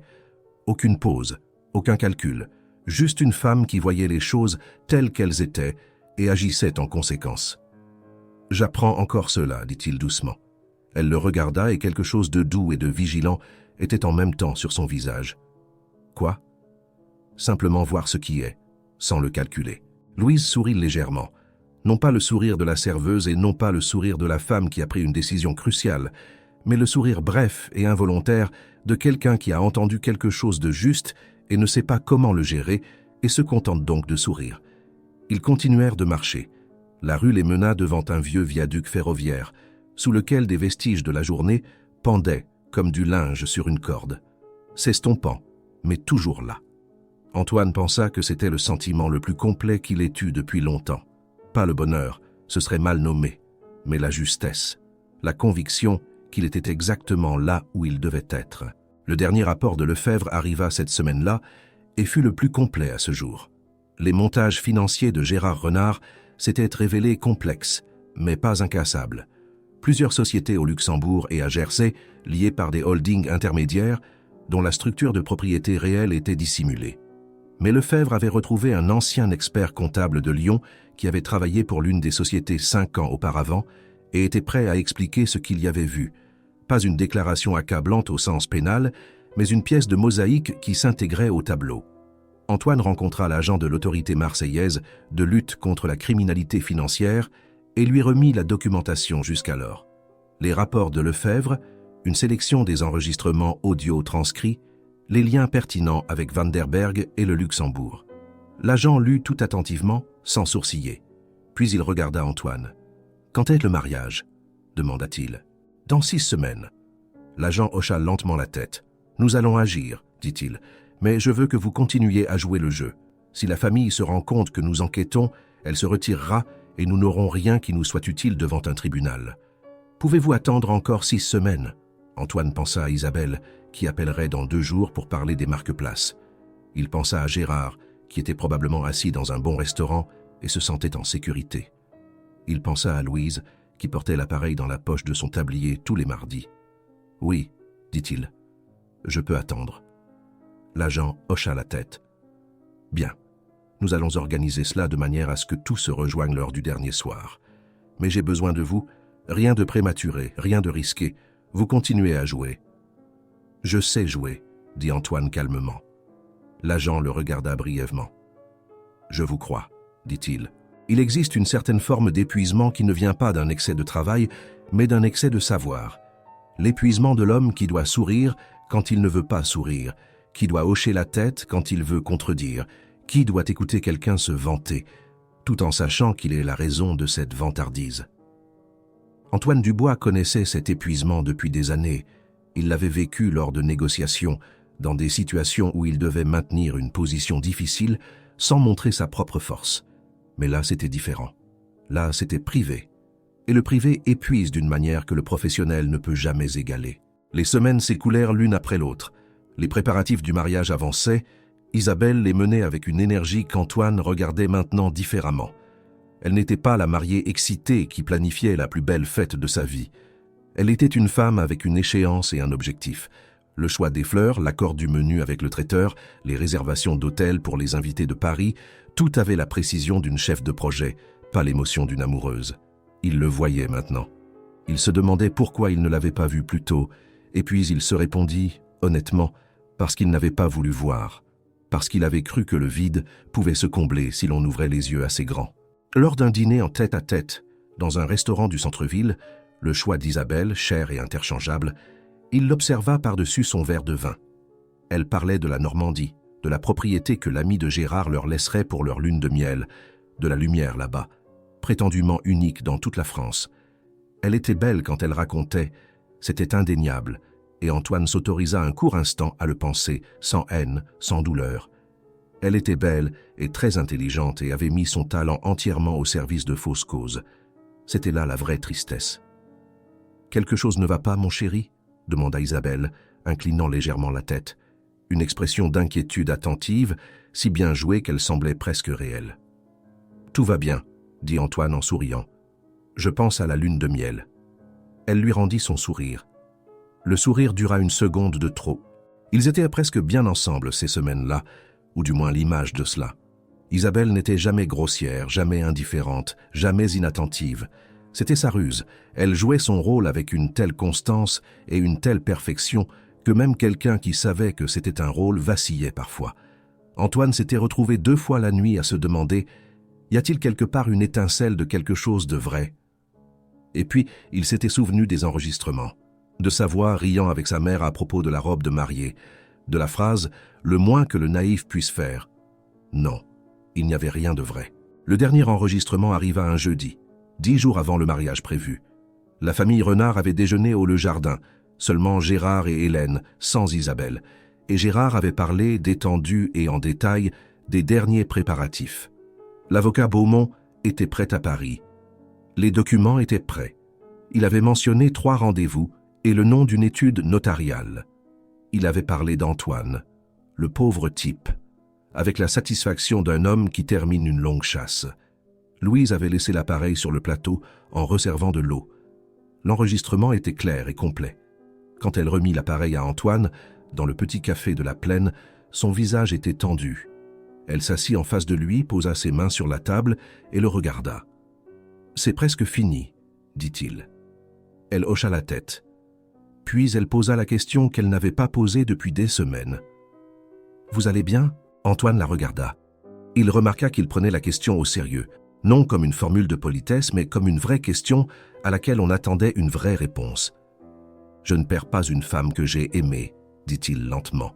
« Je perds une idée que j'ai aimée. C'est différent. » Louise hocha doucement la tête. « Je comprends ça, » dit-elle. « Est-ce pire ou mieux ?» demanda-t-il. Elle réfléchit un instant. « Les deux, » dit-elle. « Pire, parce qu'on peut difficilement saisir le fantôme. Mieux parce qu'on ne pleure pas quelqu'un, seulement quelque chose qu'on a désiré. Et les désirs peuvent être reformulés. » Il la regarda, et il pensa qu'il ne connaissait personne qui parlait comme elle, ni savante, ni arrogante, ni timide, mais simplement précise, comme si elle avait appris à appeler les choses par leur nom, sans pour autant devenir plus froide. « Que désirez-vous » demanda-t-il. Elle fut surprise. Il le vit au bref tressaillement de ses yeux. Puis elle réfléchit vraiment. Pas une réponse automatique, sociale, une vraie. « Je désire, » dit-elle finalement, « un endroit qui ressemble à la maison, pas au sens géographique, plus une personne près de qui on est tel qu'on est, sans le besoin de s'expliquer. » Antoine resta silencieux un instant, puis il dit « Ce n'est pas un petit désir. »« Non, » dit-elle, « mais c'est un vrai. » Il se rendit ce soir-là chez sa mère à la maison de retraite des Goudes. Elle avait passé une bonne journée, le personnel le disait ainsi, et il comprenait que cela signifiait « elle était présente, le reconnaissait, souriait quand il lui prenait la main. » Elle était vieille et faible, mais dans ses yeux, il y avait encore quelque chose du feu qu'il avait façonné dans son enfance. Il s'assit auprès d'elle et lui parla de la ville, d'une promenade au Vieux-Port, d'un café où l'on servait de bons gâteaux.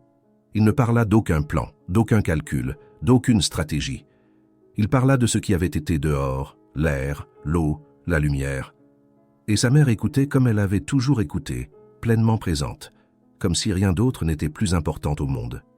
Quand il commença à se lever pour partir, elle retint sa main. « Antoine, » dit-elle. Et la façon dont elle prononça son nom était comme toujours, un mot dans lequel elle mettait beaucoup. « Tu as bonne mine aujourd'hui. Qu'est-ce qui a changé ?» Il réfléchit, puis il sourit. « J'ai commencé à voir clair, » dit-il. Elle hocha lentement la tête comme si cela lui suffisait, puis elle lâcha sa main. La dernière semaine avant le mariage fut la plus intense. Antoine travailla avec Roland et l'agent de l'autorité marseillaise de lutte contre la criminalité financière sur ce qu'ils appelèrent la soirée de clôture. Il fallait que ce soit précis, pas précipité, pas dramatique, mais complètement étanche. Les preuves devaient être présentées sous une forme juridiquement inattaquable. Les policiers devaient être présents de manière discrète, sans que personne ne le remarque. Et Antoine devait jouer jusqu'au dernier moment. Ils convinrent, le dernier dîner avec la famille Renard, qu'Antoine annonça comme une célébration romantique du mariage imminent, aurait lieu au Le Jardin. Le restaurant d'Antoine. Le lieu d'Antoine. L'ironie était complète et délibérément choisie. Roland lui demanda une fois, alors qu'il passait en revue les détails tard le soir dans son bureau, « Es-tu sûr de pouvoir tenir le coup? Rester assis et sourire jusqu'à la fin comme si tout allait bien ?» Antoine réfléchit un instant, puis il dit « J'ai bâti des entreprises pendant 20 ans en apprenant à avoir le visage le plus calme dans n'importe quelle pièce. Oui, je tiendrai le coup. » Roland le regarda. « Tu as changé ces dernières semaines, » dit-il. Roland n'était pas un homme de beaucoup de mots, et cela rendait le peu qu'il disait plus significatif. « Comment ça ?» demanda Antoine. « Tu as moins l'air de quelqu'un qui veut prouver quelque chose, » dit Roland. « Plus comme quelqu'un qui sait ce qu'il a. » Antoine ne répondit rien, mais il y réfléchit sur le chemin du retour, en voiture, le long du Vieux-Port. Moins comme quelqu'un qui veut prouver quelque chose. Il pensa au garçon de la Joliette, qui voulait prouver qu'il était aussi bon que les autres, qui s'était efforcé d'entrer dans des pièces qui ne lui étaient pas destinées et qui, dans ces pièces, avait toujours eu le léger sentiment d'être un invité. Le sentiment qu'il avait eu avec Isabelle, l'idée qu'une femme comme elle, une famille comme les Renards, serait la preuve ultime qu'il était arrivé. Il n'était jamais arrivé. Il était juste entré plus profondément dans une maison étrangère. Mais ces dernières semaines, dans les conversations sur les bancs et dans les cafés, dans les heures avec le livre de poche sur la table et le dictionnaire dans le carnet, il avait fini par ne plus s'expliquer, ne plus excuser ses origines, ne plus essayer de combler les lacunes qui existaient entre son histoire et celle des autres. Il avait simplement été qui il était. Et cela avait suffi. Plus que suffi, même. Louise n'avait pas fait cela délibérément. Elle n'avait pas de programme, aucune conscience de lui rendre quelque chose qu'il avait perdu. Elle l'avait simplement vu. Pas l'entrepreneur, pas le fiancé, pas le trophée et pas la victime. L'homme. Et c'était le cadeau le plus rare. La veille du dîner décisif, il appela Louise.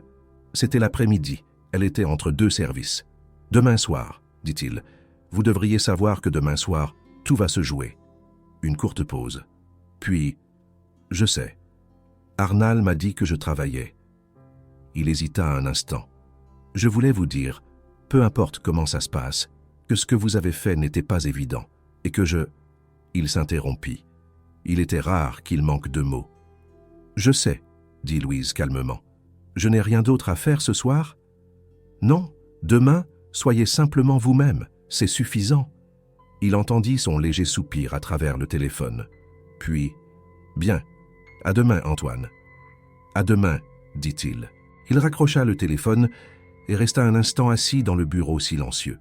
Dehors, il commençait à faire sombre, et la ville allumait ses lumières du soir, fenêtre après fenêtre, comme une réponse à la nuit tombante.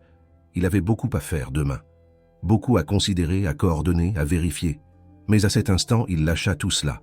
Il pensa à sa mère, qui lui avait demandé ce qui avait changé, et il avait dit « J'ai commencé à voir clair ». C'était juste, mais ce n'était pas complet.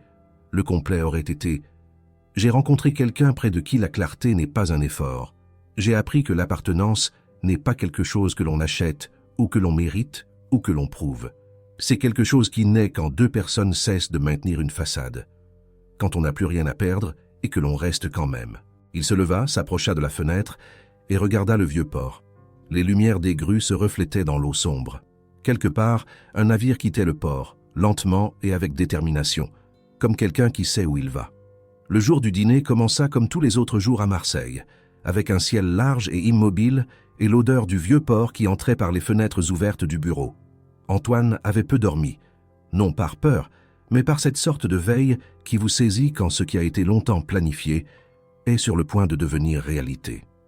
Il s'était rasé avec la précision de quelqu'un qui se prépare à une présentation importante.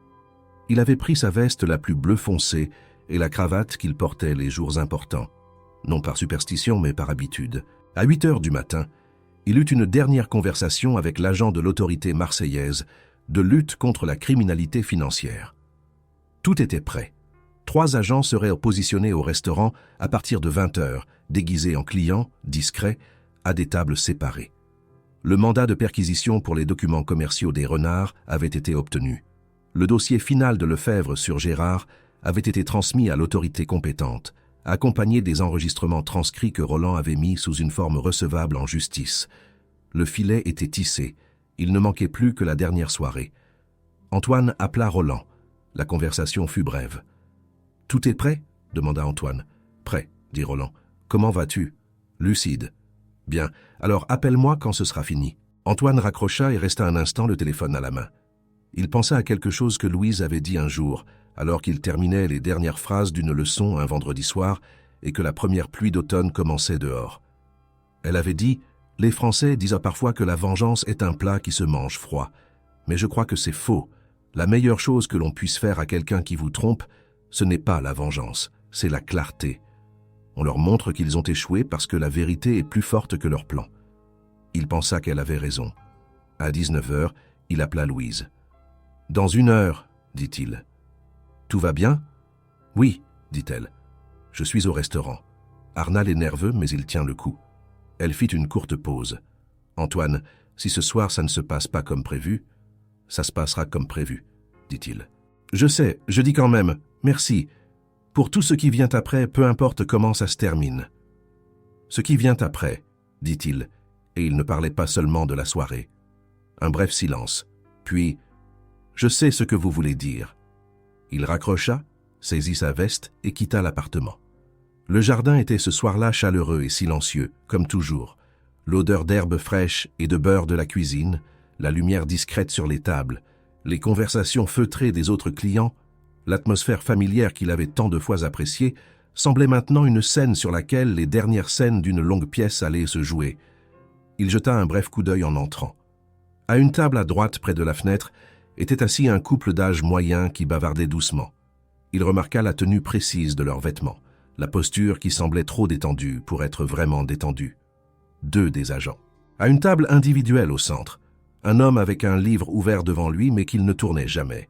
Le 3e. Louise sortit de la cuisine et le regarda un instant. Dans ses yeux, il y avait une vigilance calme, pas d'effroi, pas d'excitation, juste la concentration d'une femme qui sait ce qu'elle fait et pourquoi. Elle hocha la tête à peine perceptiblement. Il hocha la tête en retour. La famille Renard arriva à 20h15. Gérard le premier, dans son habituel costume gris foncé, les cheveux brossés, la posture d'un homme qui s'attend à ce que la pièce s'organise pour lui. Hélène à ses côtés, le collier de perles, le léger parfum coûteux. Isabelle en dernier, dans une robe claire, les cheveux détachés. Elle était à couper le souffle, c'était inévitable. Elle s'approcha d'Antoine et l'embrassa sur la joue, et son sourire était chaleureux et entièrement convaincant.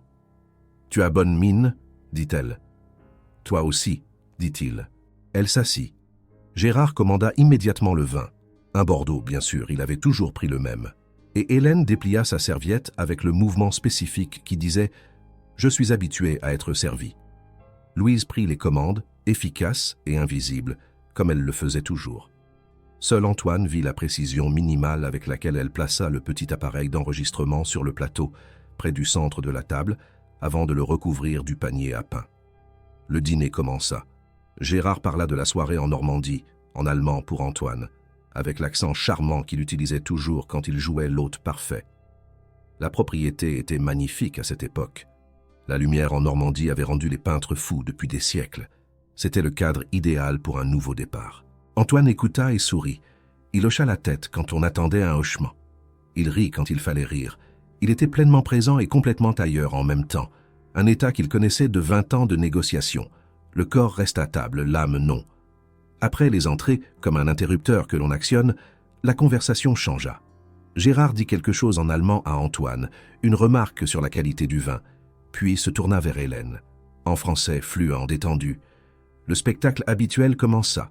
Cette fois, Antoine écouta, non pas avec la douleur des mois passés, non pas avec le désir lancinant de comprendre ce qu'il ne pouvait comprendre. Il écouta avec une compréhension totale, chaque mot, chaque phrase. Gérard parla de Beaumont, du rendez-vous à Paris, de la structure de transfert. Il parla avec l'insouciance d'un homme qui croit que l'homme en face de lui ne comprend pas un mot, dans un restaurant où la serveuse est un inventaire. Il parla, et Hélène sourit, et Isabelle posa sa main sur celle d'Antoine et dit en allemand « Excuse-les, mon chéri, affaire de famille, tu sais comment c'est. » Il la regarda. Son sourire était aussi impeccable que jamais. « Bien sûr, » dit-il. Il retourna sa main et tint la sienne. « Je comprends. » La deuxième bouteille de vin fut apportée. Louise servit calmement et précisément, puis se retira. La soirée continua. Gérard raconta une histoire sur Paris dans sa jeunesse, et Hélène rit, et Isabelle traduisit une partie pour Antoine qui fit semblant de suivre la traduction, bien qu'il suivît déjà l'original. À 22h, Louise apporta le dessert. 2 petites tartelettes aux framboises et une crème vanille parfaitement formée. Gérard les regarda avec des yeux d'expert et hocha la tête en signe d'approbation. Le dessert de cette maison était toujours fiable, dit-il en allemand. L'une des rares remarques qu'il destinait à Antoine. « Merci », dit Louise sans emphase, et elle recula. Antoine laissa le mot en suspens un instant. Gérard n'y avait pas prêté attention. Hélène non plus. Seule Isabelle jeta un bref coup d'œil à Louise, avec le regard qu'Antoine connaissait désormais. L'évaluation rapide et automatique de quelqu'un qui évalue tout, puis le range. Antoine but le reste de son vin. Il posa son verre, puis il posa sa serviette sur la table. « Je vous ai préparé une surprise, dit-il. » Tous 3 le regardèrent. Gérard haussa un sourcil. Hélène sourit, expectante. Isabelle, ses yeux s'illuminèrent, la réaction conditionnée au mot « surprise ». « Pour notre famille », continua Antoine. « Un petit retour sur le temps que nous avons passé ensemble. » Il fit un signe en direction de l'homme près de la fenêtre. L'homme se leva, s'approcha d'un petit projecteur, discrètement placé à côté d'une bibliothèque sur le côté de la pièce, et l'alluma. L'écran qui se déroula sur le mur était anodin, une toile blanche qui servait habituellement aux présentations de la direction du restaurant, comme Arnal l'avait appelé en l'aidant à l'installer. Mais ce qui apparut dessus n'était ni une photo de vacances, ni un film de mariage. C'était un tableau, net, précis, en caractères clairs, numéro de compte, nom de société, montant, date, un réseau de connexion que Lefebvre avait découvert en 3 mois. Le visage de Gérard ne changea pas immédiatement. Il était trop expérimenté pour cela. Il avait passé la moitié de sa vie à garder son sang-froid. Mais Antoine vit le changement microscopique, une tension à peine perceptible des muscles de la mâchoire. Un infime mouvement des yeux vers la droite puis de retour. Isabelle était moins habituée. Son sourire se figea, non pas de manière dramatique ni théâtrale, mais simplement. Il cessa. « Qu'est-ce que c'est ?» demanda Gérard en allemand. Sa voix était douce, presque curieuse. Antoine ne répondit pas immédiatement. Il laissa l'image. Puis la suivante apparut, une page de phrases transcrites. En dessous, la date, la réservation de table, l'heure. « C'est une transcription, » dit Antoine calmement, « d'une conversation qui a eu lieu à cette table, il y a 3 semaines, en français. » Gérard ouvrit la bouche. Antoine leva une main. « Je n'ai pas encore fini. » L'image suivante, des emails, entre Gérard et Beaumont, imprimés, numérotés, datés, rendus accessibles par les sources de Lefebvre d'une manière que Roland avait jugée légalement irréprochable. La suivante, une page avec le nom de Van der Berg et un bref résumé de son histoire. Et puis le fichier audio. Louise actionna le petit haut-parleur sur la table voisine. La voix était claire et sans équivoque, la propre voix de Gérard, détendue, arrogante, détaillée, parlant de Beaumont, des procurations, du pauvre type, le naïf Marseillais. Hélène avait fermé les yeux. Isabelle regardait la table. Gérard resta immobile comme un homme qui attend qu'une tempête se calme, une tempête qui ne s'arrêterait pas. L'homme avec le livre l'avait posé. Le couple à la fenêtre avait cessé de bavarder. Un 3e agent sortit de la direction du vestiaire. Ils montrèrent tous leurs cartes d'identité d'une manière qui ne fit pas de scène. Calme, déterminé, professionnel. « Gérard Renard, » dit l'agent. « Hélène Renard. Au nom du tribunal de grande instance de Marseille, sur la base d'une demande d'entraide judiciaire internationale, vous êtes provisoirement arrêté dans le cadre d'une enquête pour fraude et détournement de biens organisés. » Hélène ouvrit les yeux. Son visage était celui de quelqu'un qui comprend la situation et a décidé de ne montrer aucune émotion. Le masque d'une femme qui avait trop souvent fréquenté les salons pour jamais craquer en public. Gérard se leva. Il était presque admirablement calme. Il se tourna vers Antoine. « Très intelligent, » dit-il en français, avec une expression à moitié reconnaissante, à moitié furieuse. Antoine le regarda, puis il répondit, en français clair et calme, sans hésitation, « J'ai appris de la meilleure des professeurs. » Les yeux de Gérard se rétrécirent. Il comprit parfaitement le sous-texte. Il jeta un bref coup d'œil à Louise, qui se tenait à quelques pas, les mains calmement le long du corps. Dans son regard, il y eut un instant quelque chose qui ressemblait à de la stupéfaction. Une stupéfaction réelle, non feinte, qu'il maîtrisa immédiatement. Les agents l'emmenèrent, lui et Hélène, sur le côté. Isabelle était toujours assise à table. Son visage n'était plus dangereusement beau, il était simplement silencieux. Elle regarda Antoine et dans ses yeux, il n'y avait ni colère, ni douleur, ni honte. C'était le visage de quelqu'un qui avait compris que le jeu était terminé et qui n'avait pas l'énergie de faire semblant que ce fût autrement. Antoine se tint devant elle. Il avait longtemps attendu ce moment, avec douleur, avec colère, avec le désir de justice. Maintenant, il était là, et il était calme. Il parla en français, lentement, pour que chaque mot porte. « Le jeu est terminé, dit-il. Au revoir. » Isabelle se leva. Elle prit son sac à main, remit sa chaise droite, comme pour laisser de l'ordre derrière elle, et suivit l'agent qui l'accompagnait vers la sortie. Elle ne se retourna pas. Le cliquetis des assiettes dans le restaurant avait cessé. Les quelques autres clients avaient observé la scène avec le silence feutré des gens qui ne savent pas s'ils ont le droit d'être présents et qui sont trop polis pour partir. Puis, lentement, le niveau sonore se normalisa de nouveau. Un verre fut posé, quelqu'un se racla la gorge, une fourchette heurta la porcelaine. Antoine resta seul à la table, où les serviettes des renards étaient encore soigneusement pliées à côté des verres à moitié vides. Le fichier audio avait cessé de jouer, le projecteur s'était éteint, le restaurant n'était de nouveau que le restaurant, chaleureux, silencieux, sentant les herbes. Il expira. Pas de manière dramatique, simplement.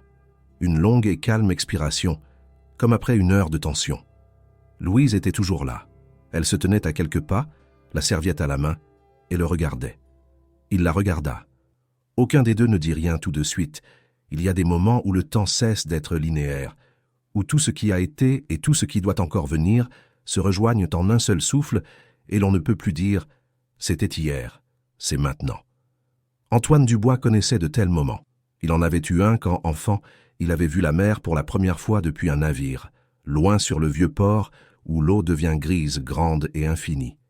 Il en avait eu un quand il avait signé son premier grand contrat, avec 42 ans de dette entre les mains et le sentiment que c'était maintenant ou jamais.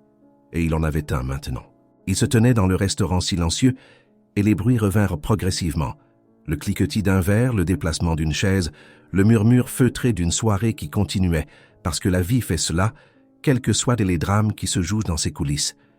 Il se tenait à la table, vide à l'exception des restes du dîner, et devant lui se tenait Louise Mercier, la serviette à la main, et le regardait.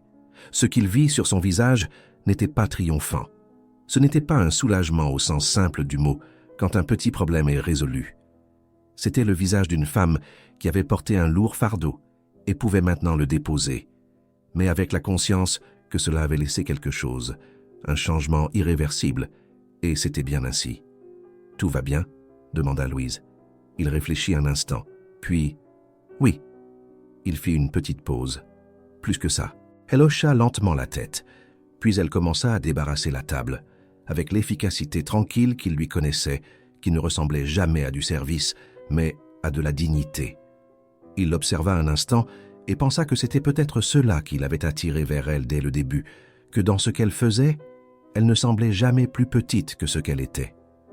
Arnal sortit de la cuisine, plus humble que d'habitude, les mains dans les poches. Il regarda Antoine. « Je suis désolé, dit-il.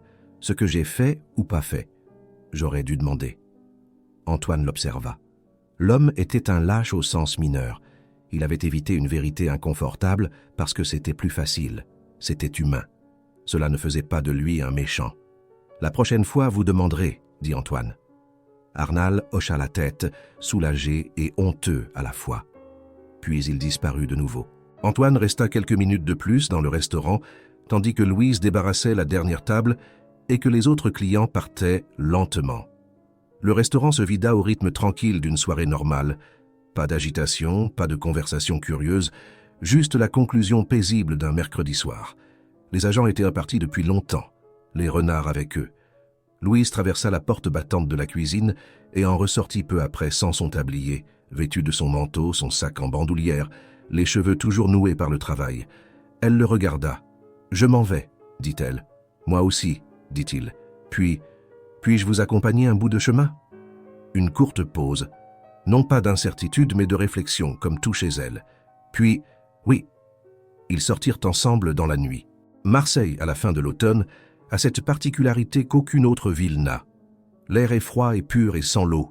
Et si l'on lève les yeux, on trouve parfois entre les nuages une étoile solitaire qui ressemble à une promesse que quelqu'un a oublié de tenir. Ils marchèrent côte à côte dans les rues d'Andoum, lentement, sans but.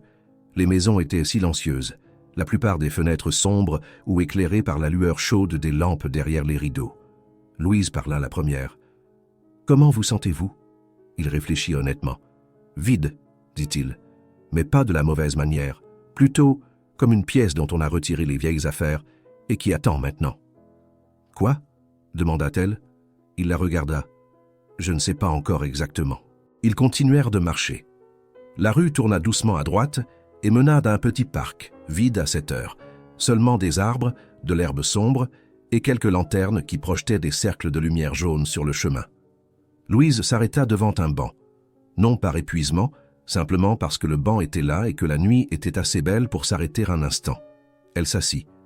Il s'assit à côté d'elle. Ils restèrent silencieux un moment, non pas désagréables, le silence que l'on ne peut supporter qu'avec des gens que l'on connaît vraiment, ou avec des gens que l'on est en train de découvrir. « Avez-vous eu peur ?» demanda-t-il finalement. « Ce soir ?»« Un peu, dit-elle. Pas pour moi.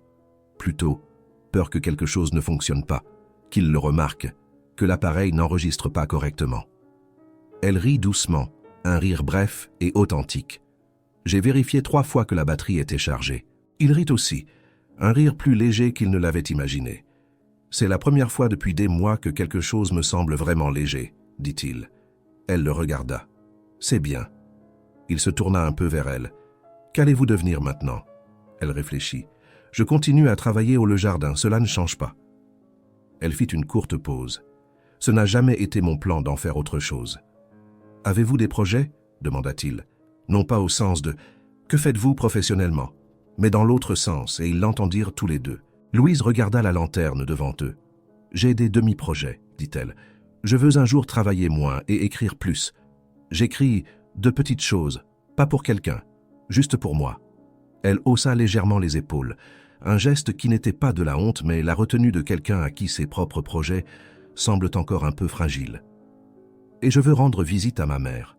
Elle est à Lyon. Je n'y suis pas allé depuis 2 ans. » À cause du travail? À cause de tout ce qui se met toujours en travers si l'on n'y prend pas garde. Antoine hocha la tête. Il connaissait cela. Ce qui peut être reporté, mais qui est pourtant important. L'important qui disparaît toujours derrière l'urgent, jusqu'à ce qu'un jour on se rende compte que le temps a passé sans demander. « Allez-y, dit-il. Bientôt. Ne reportez plus. » Elle le regarda. Elle ne sourit pas. Elle le regarda simplement, avec ce regard direct qui ne cachait jamais rien et ne déguisait rien. « Vous êtes doué pour ça, dit-elle. Pourquoi? Dire aux gens ce qu'ils ont besoin d'entendre. Pas toujours, dit-il. Il m'a fallu des mois pour entendre ce que tu m'as dit, sans que tu aies eu besoin de le dire. » Le « tu » lui avait échappé. Il le remarqua au moment où il le dit, non pas effrayé, mais remarqué. Une frontière qui s'était déplacée sans que personne ne l'ait déplacée consciemment. Louise le remarqua aussi. Elle n'en dit rien. Elle laissa la chose telle qu'elle. « C'était un murmure de couloir, dit-elle finalement. Pas une longue phrase. Je n'aurais pas pu le dire si je l'avais planifié. Je suis content que tu ne l'aies pas planifié. » Il dit « tu » maintenant exprès. Elle laissa faire. Ils restèrent assis encore un moment, jusqu'à ce que le froid leur rappelle lentement que c'était la nuit et que la vie continuerait le lendemain matin.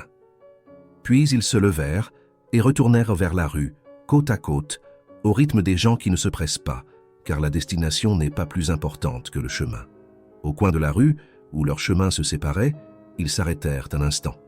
« Je t'appelle demain, dit-il, si ça te va. »« Oui, dit-elle, ça me va. » Il la regarda et il pensa qu'il avait appris récemment beaucoup de choses qu'il tenait pour acquises et qui ne l'étaient pas. Il avait appris à parler une langue. Il avait appris à reconnaître un mensonge de l'intérieur. Il avait appris à s'asseoir dans un restaurant et à ne pas être le plus important à table. Et il avait appris, ou peut-être pas appris, mais s'était souvenu de ce qu'il avait oublié, que les gens qui vous donnent quelque chose sont rarement ceux qui l'annoncent. « Bonne nuit, Louise, dit-il. Bonne nuit, Antoine. » Ils partirent dans des directions opposées. Il entendit ses pas pendant quelques secondes sur les pavés, puis plus rien. Les semaines suivantes, ce que les autorités appelaient le processus légal suivit son cours. Ce n'était pas une formulation excitante, mais c'était la bonne. Gérard Renard fut formellement inculpé. Les enquêtes s'étendirent à la Belgique et au Luxembourg. Van der Berg et d'autres personnes lésées se manifestèrent. Beaumont, l'avocat à Paris, fut confronté aux demandes des autorités françaises. Isabelle fut traitée dans une procédure distincte en tant que complice. L'issue était encore incertaine, mais l'évaluation de Roland était qu'elle ne pourrait pas se soustraire à un accord de coopération si elle espérait une réduction de peine. Antoine suivit cela dans la mesure nécessaire. Il signa ce que Roland lui présentait, répondit aux questions, fournit des documents. Mais il ne laissa pas cela dicter son quotidien. C'était une décision consciente. Il ne passerait pas d'autres mois de sa vie à suivre quotidiennement les développements. Le système était en marche et il ferait son chemin. Il appela plutôt sa mère, un mardi midi, sans occasion particulière. Il rendit visite à Jonas à Saint-Henri, s'assit sur un tabouret métallique dans l'atelier pendant que Jonas travaillait sur un portail en fer, et ils parlèrent de choses sans importance pendant 2 heures, et ce fut la meilleure chose qu'il ait faite depuis longtemps. Il commença à quitter le bureau plus tôt, et il appela Louise, comme il l'avait promis, le lendemain matin, et puis le jeudi, et puis simplement parce qu'il avait lu quelque chose qui le lui rappelait. Une phrase dans un livre sur Lyon, qu'il avait pris dans une librairie du centre-ville parce qu'il était posé sur la table et portait le titre « On apprend à connaître une ville par ses marchés ». Il lui envoya un message « J'ai pensé à Lyon aujourd'hui. Quand pars-tu » Elle répondit 1 heure plus tard « Le mois prochain, j'ai réservé. » Il écrivit en retour « Bien ». Elle écrivit « Tu avais raison ». Il écrivit « Je ne dis pas ça souvent ». Elle écrivit « Je sais, c'est pourquoi j'écoute ». Il était assis à son bureau dans le quartier de l'Opéra, le téléphone à la main, et dehors un navire remontait lentement le vieux port, grand, calme, avec le nom d'une compagnie maritime sur la coque qu'il connaissait parce qu'il avait fait affaire avec elle. Le navire avançait lentement et avec détermination, comme tout ce qui sait où il va. Antoine posa le téléphone sur la table, s'adossa à sa chaise et pensa que la vie avait une étrange habitude. Elle vous envoyait exactement les bonnes choses quand vous aviez cessé de les chercher. L'hiver arriva à Marseille comme il vient toujours, non pas avec une annonce, mais avec une brusque acuité dans l'air, que l'on perçoit un matin en ouvrant la fenêtre et en respirant, et l'on sait immédiatement. Le vieux port s'assombrit à cette période, non pas plus trouble mais plus profond, comme si l'eau absorbait et retenait la nuit. Les lumières de la ville se reflètent différemment, plus vives, dans le métal des vagues. C'est une beauté qui exige qu'on la regarde. Antoine avait appris à regarder.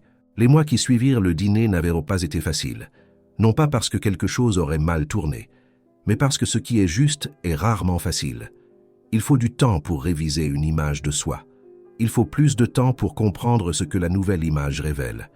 Il avait eu des semaines où il se réveillait le matin et pensait brièvement qu'il y avait quelque chose, non pas la douleur pour Isabelle, mais une sorte de répercussion de la prise de conscience qu'il s'était joué une comédie qu'il connaissait maintenant plus précisément. C'était désagréable, mais c'était aussi propre, comme des blessures qui doivent guérir pour cicatriser. La procédure contre la famille Renard suivait son cours. Roland le tenait informé, précisément sans dramatisation, avec la sobriété professionnelle qu'a la justesse d'un langage juridique quand on lui fait confiance. Gérard fut formellement inculpé. Hélène coopérait avec les autorités, une décision que Roland jugea sobrement intelligente et qui ne surprit pas Antoine. Hélène avait toujours été celle qui survivait. Isabelle avait sa propre représentation légale. Sa procédure traînerait encore, mais la direction était claire. Antoine lisait chaque rapport et le rangeait ensuite. Il avait décidé qu'il n'investirait pas l'énergie de la prochaine phase à suivre quotidiennement l'issue d'une procédure qui se déroulait sans lui. Il avait fait son devoir. Le reste était l'affaire des institutions. Au lieu de cela, il avait décidé de faire un voyage. C'était l'idée de Louise, ou plutôt pas son idée, mais son déclencheur. Elle était allée à Lyon, comme promis, et lui avait envoyé un court message. « Je suis là. Les marchés ici sont comme le dit le livre. Tu devrais les voir. » Il y avait réfléchi. Puis il avait appelé Roland et lui avait dit qu'il ne serait pas joignable pendant 10 jours. Roland avait brièvement gardé le silence, puis avait dit « Où ?» Antoine avait dit « France ». Une courte pause, puis Roland avait dit « Bien, tu devrais y aller ». Il était allé à Lyon, non pas parce que Louise y était, ou pas seulement pour ça, mais parce que Lyon était la ville de sa nouvelle langue, parce qu'il n'avait pas appris la langue dans une salle de classe, ni dans des livres, ni d'un professeur de cours de langue, mais d'une femme dans un café marseillais avec l'odeur du café et du vieux bois, et parce que les langues ne deviennent vraiment réelles que lorsqu'on les respire. Il voulait respirer le français. Il était arrivé par un après-midi gris, en train, non pas en voiture ni en avion, mais en train, parce qu'il avait décidé un jour qu'il fallait sentir les distances et non les sauter. La gare était bruyante et démodée, et sentait le caoutchouc et la foule, et il était resté dehors, sa valise à côté de lui, et Lyon l'avait regardé avec ses ponts et son fleuve et ses collines en arrière-plan, lourdes dans la brume d'automne. Il avait envoyé un message à Louise. « Je suis là. » Elle avait répondu « Je suis au marché Saint-Antoine. Tu peux attendre 1 heure. » Il avait répondu « Je peux attendre. » Il avait exploré la ville à pied, seul pendant 1 heure. À travers les ruelles étroites du vieux Lyon, le long du fleuve, devant de vieilles maisons avec des cours intérieures que l'on apercevait par d'étroits passages, Louise lui avait appris le mot « traboule », ces passages secrets qui reliaient Lyon sous la surface comme un second réseau. Il les avait trouvés, comme elle l'avait expliqué, là où la façade avait une porte ouverte et invitante. Il était entré. Dans le frais couloir de pierre, il s'était arrêté un instant et avait pensé que la langue et la ville étaient liées d'une manière qu'il ne pouvait pas tout à fait exprimer avec des mots. Les deux avaient des choses que l'on ne comprenait que si l'on était passé à travers elles. Louise était ponctuelle. Elle se tenait devant l'entrée du marché, un sac à la main qui sentait les herbes, et elle souriait. Non pas le sourire de la serveuse, non pas le sourire de la femme qui a traversé quelque chose de difficile, mais le sourire de quelqu'un qui est chez soi, même si cela ne signifie pas géographiquement. « Je suis contente que tu sois venu, » dit-elle. Il était content aussi. Il ne le dit pas, mais il pensa qu'elle le voyait. Ils parcoururent le marché ensemble, devant les étals de fromage, de miel, de charcuterie et du petit pain de campagne que l'on ne cuit dans aucun autre pays de cette manière. Louise expliquait en français, et il suivait, pas parfaitement, mais avec la compréhension de quelqu'un qui connaît la langue non seulement de l'extérieur, mais de l'intérieur. Il posait des questions s'il ne connaissait pas un mot. Elle répondait sans la moindre trace d'impatience. C'était comme les heures passées dans les cafés, sauf que maintenant les odeurs de café étaient remplacées par celles des légumes frais et de l'air automnal de la ville. Ils rencontrèrent la mère de Louise quelques jours plus tard. Odette Mercier était une petite femme vive aux cheveux gris et à l'accent de quelqu'un qui avait appris l'allemand et l'aimait, mais n'avait jamais cessé d'être française. Elle reçut Antoine dans son appartement du quartier des Brotteaux, avec du thé et des petits fours, et une curiosité directe qu'il connaissait de Louise, car Louise l'avait hérité. Elle testa son français immédiatement, non pas méchamment ni avec arrogance, mais avec la bienveillante impitoyabilité des gens qui aiment une langue et ne supportent pas qu'on la traite avec désinvolture. Il réussit, pas brillamment, mais il réussit. Et Odette hocha la tête une fois en signe d'approbation et dit « Bon ». Cela sonnait comme le plus grand éloge qu'elle accordait. Autour du thé, Odette raconta l'histoire du père de Louise, le Marseillais qu'elle avait rencontré lors d'un voyage, dont elle avait dit « Il m'a volé mon cœur », même s'il ne parlait pas un mot de français. Elle rit, et dans ce rire, il y avait les deux. Le souvenir et la douleur côte à côte, comme ils existent toujours côte à côte quand on a perdu quelqu'un que l'on a vraiment aimé. Antoine pensa à son propre père, à la force des hommes simples qui ne changent pas le monde, mais qui signifient le monde pour leur famille. Le dernier soir à Lyon, lui et Louise étaient assis dans un petit restaurant de la Croix-Rousse, le quartier des Canutes, avait-elle expliqué. Les gens qui, au XIXe siècle, avaient habillé la ville de leurs mains et qui vivaient dans des appartements étroits, au-dessus des métiers à tisser. C'était un restaurant sans prétention, nappe à carreaux, un menu écrit à la craie, du vin du terroir qui était bon sans être cher. Il commanda en français. Le serveur hocha la tête sans montrer de surprise. Ce fut le premier moment où Antoine Dubois ne se sentit pas comme un touriste en France. Louise le regarda. « Tu y es » dit-elle. « Quoi ?»« La langue. Tu as cessé de la traduire. Tu penses maintenant en français quand tu en as besoin. » Il réfléchit. C'était vrai. Il n'avait pas remarqué quand cela s'était produit. C'était simplement arrivé, quelque part entre les heures passées dans les cafés marseillais et le marché et la conversation avec Odette et les traboules. « Tu es une bonne professeure », dit-il en français. « J'avais un bon élève », répondit-elle en allemand, et ils rirent tous les deux. Le repas était simple et bon, et la soirée s'étira de la manière dont on ne veut pas écourter les soirées. Ils parlèrent de beaucoup de choses, et de peu de choses, et des deux, de Lyon et de Marseille. De l'écriture que Louise allait commencer, elle avait une histoire en tête, dit-elle, qui parlait d'un homme qui apprenait à parler la langue de sa plus grande erreur jusqu'à ce qu'elle devienne la sienne. Il était resté silencieux un instant, puis avait dit « Ça me dit quelque chose ». Elle avait ri. Vers minuit, alors que le restaurant se vidait et que le serveur demandait discrètement une dernière commande, Antoine leva son verre. Il pensa à tous les verres qu'il avait levés récemment, le dîner avec les renards, les coupes de champagne qui n'avaient jamais été bues, les nombreuses conversations de table avec le faux sourire. Celui-ci était différent. Celui-ci était simplement un verre de vin dans un petit restaurant à Lyon. « À la vérité, dit-il. À la vérité, répéta-t-elle. Le verre résonna clairement dans la petite pièce. Sur le chemin du retour à travers les ruelles nocturnes de la Croix-Rousse, ils marchèrent côte à côte, lentement, comme des gens qui connaissent un chemin et ne se pressent donc pas. À un coin de rue, où la rue faisait un léger virage et où la vue s'ouvrait un court instant sur les lumières de la ville, ils s'arrêtèrent. La ville était belle d'ici, les ponts, l'eau, les collines, tout superposé comme des strates d'une longue histoire. Antoine se tenait à côté de Louise et regardait les lumières, et il pensa qu'il avait vu beaucoup de villes dans sa vie, depuis des terrasses d'hôtels et des fenêtres de bureaux et des fenêtres de salles de conférence, et qu'il les avait rarement vraiment vues, parce qu'il était toujours en route vers la prochaine chose. Maintenant, il n'était pas en route, il était là. Louise se tourna vers lui, et il se tourna vers elle. Dans la faible lumière de la ruelle, son visage était le visage qu'il connaissait désormais, comme un paysage que l'on a vu assez souvent pour le reconnaître dans l'obscurité. Les yeux calmes, la manière directe, le sourire qui venait toujours quand il était vrai, et jamais autrement. Il ne dit rien. Elle ne dit rien. Parfois, la bonne chose n'est pas une phrase. Il prit sa main. Elle la laissa faire parce que c'était juste et parce qu'ils savaient tous les deux que ce moment n'était pas né d'une seule nuit à Lyon, mais de nombreuses heures dans des cafés et sur des bancs de parc et dans des couloirs sombres, de deux personnes qui avaient cessé de jouer des rôles et avaient simplement été elles-mêmes.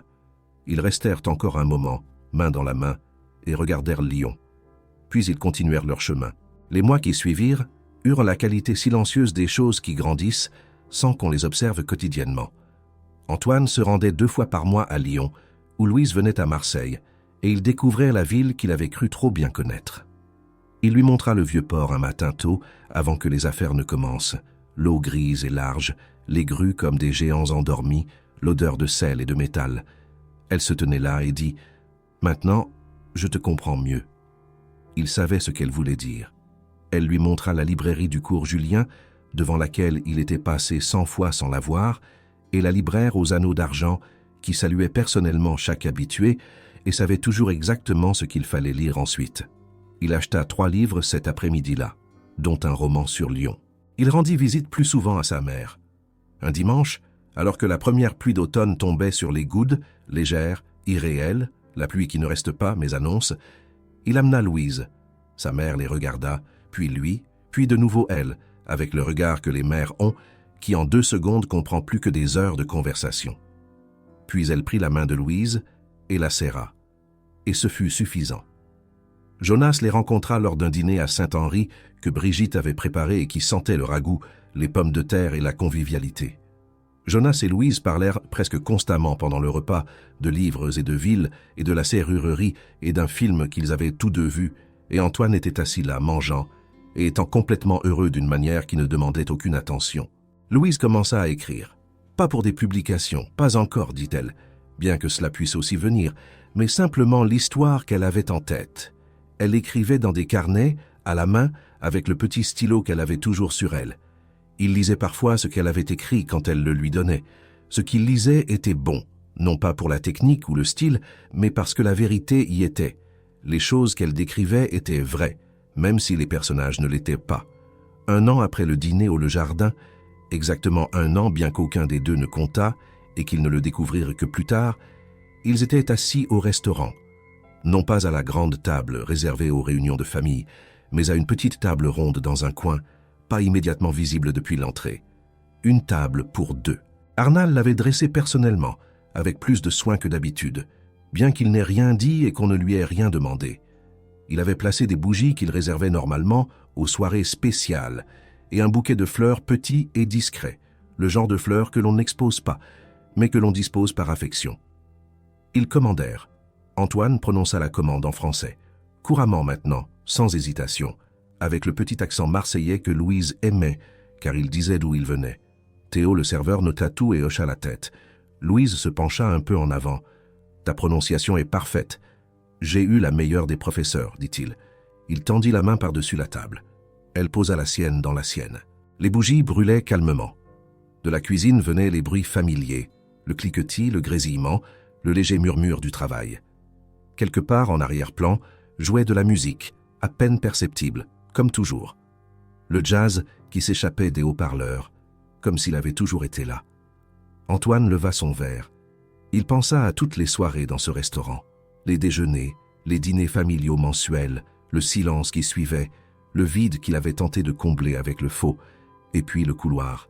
et puis ce que tout cela était devenu. « À la vérité, dit-il. » Elle leva son verre. « À la vérité, dit-elle. » Le léger tintement des verres résonna dans la pièce. Pas un signal de tromperie cette fois, pas le début de quelque chose de faux. C'était simplement un son qui appartenait à un moment. Le bon. Merci de nous avoir accompagnés jusqu'ici. Cette histoire d'Antoine et Louise, d'un homme qui aurait presque cru au mensonge le plus coûteux de sa vie et de la femme qui n'a pas détourné le regard, même si cela aurait été plus simple, a été racontée pour tous ceux qui savent ce que l'on ressent quand le cœur a besoin de courage pour dire la vérité. Si cette histoire vous a touché, abonnez-vous dès maintenant à la chaîne et activez la cloche pour ne manquer aucune nouvelle histoire. Laissez un commentaire et dites-nous de quelle ville vous nous avez écouté aujourd'hui. Nous sommes toujours émus de voir à quel point ces histoires voyagent loin. Et si votre cœur est un peu plus rempli qu'au début, alors laissez un j'aime, car c'est ce qui nous aide à être là pour vous demain avec une nouvelle histoire. À bientôt.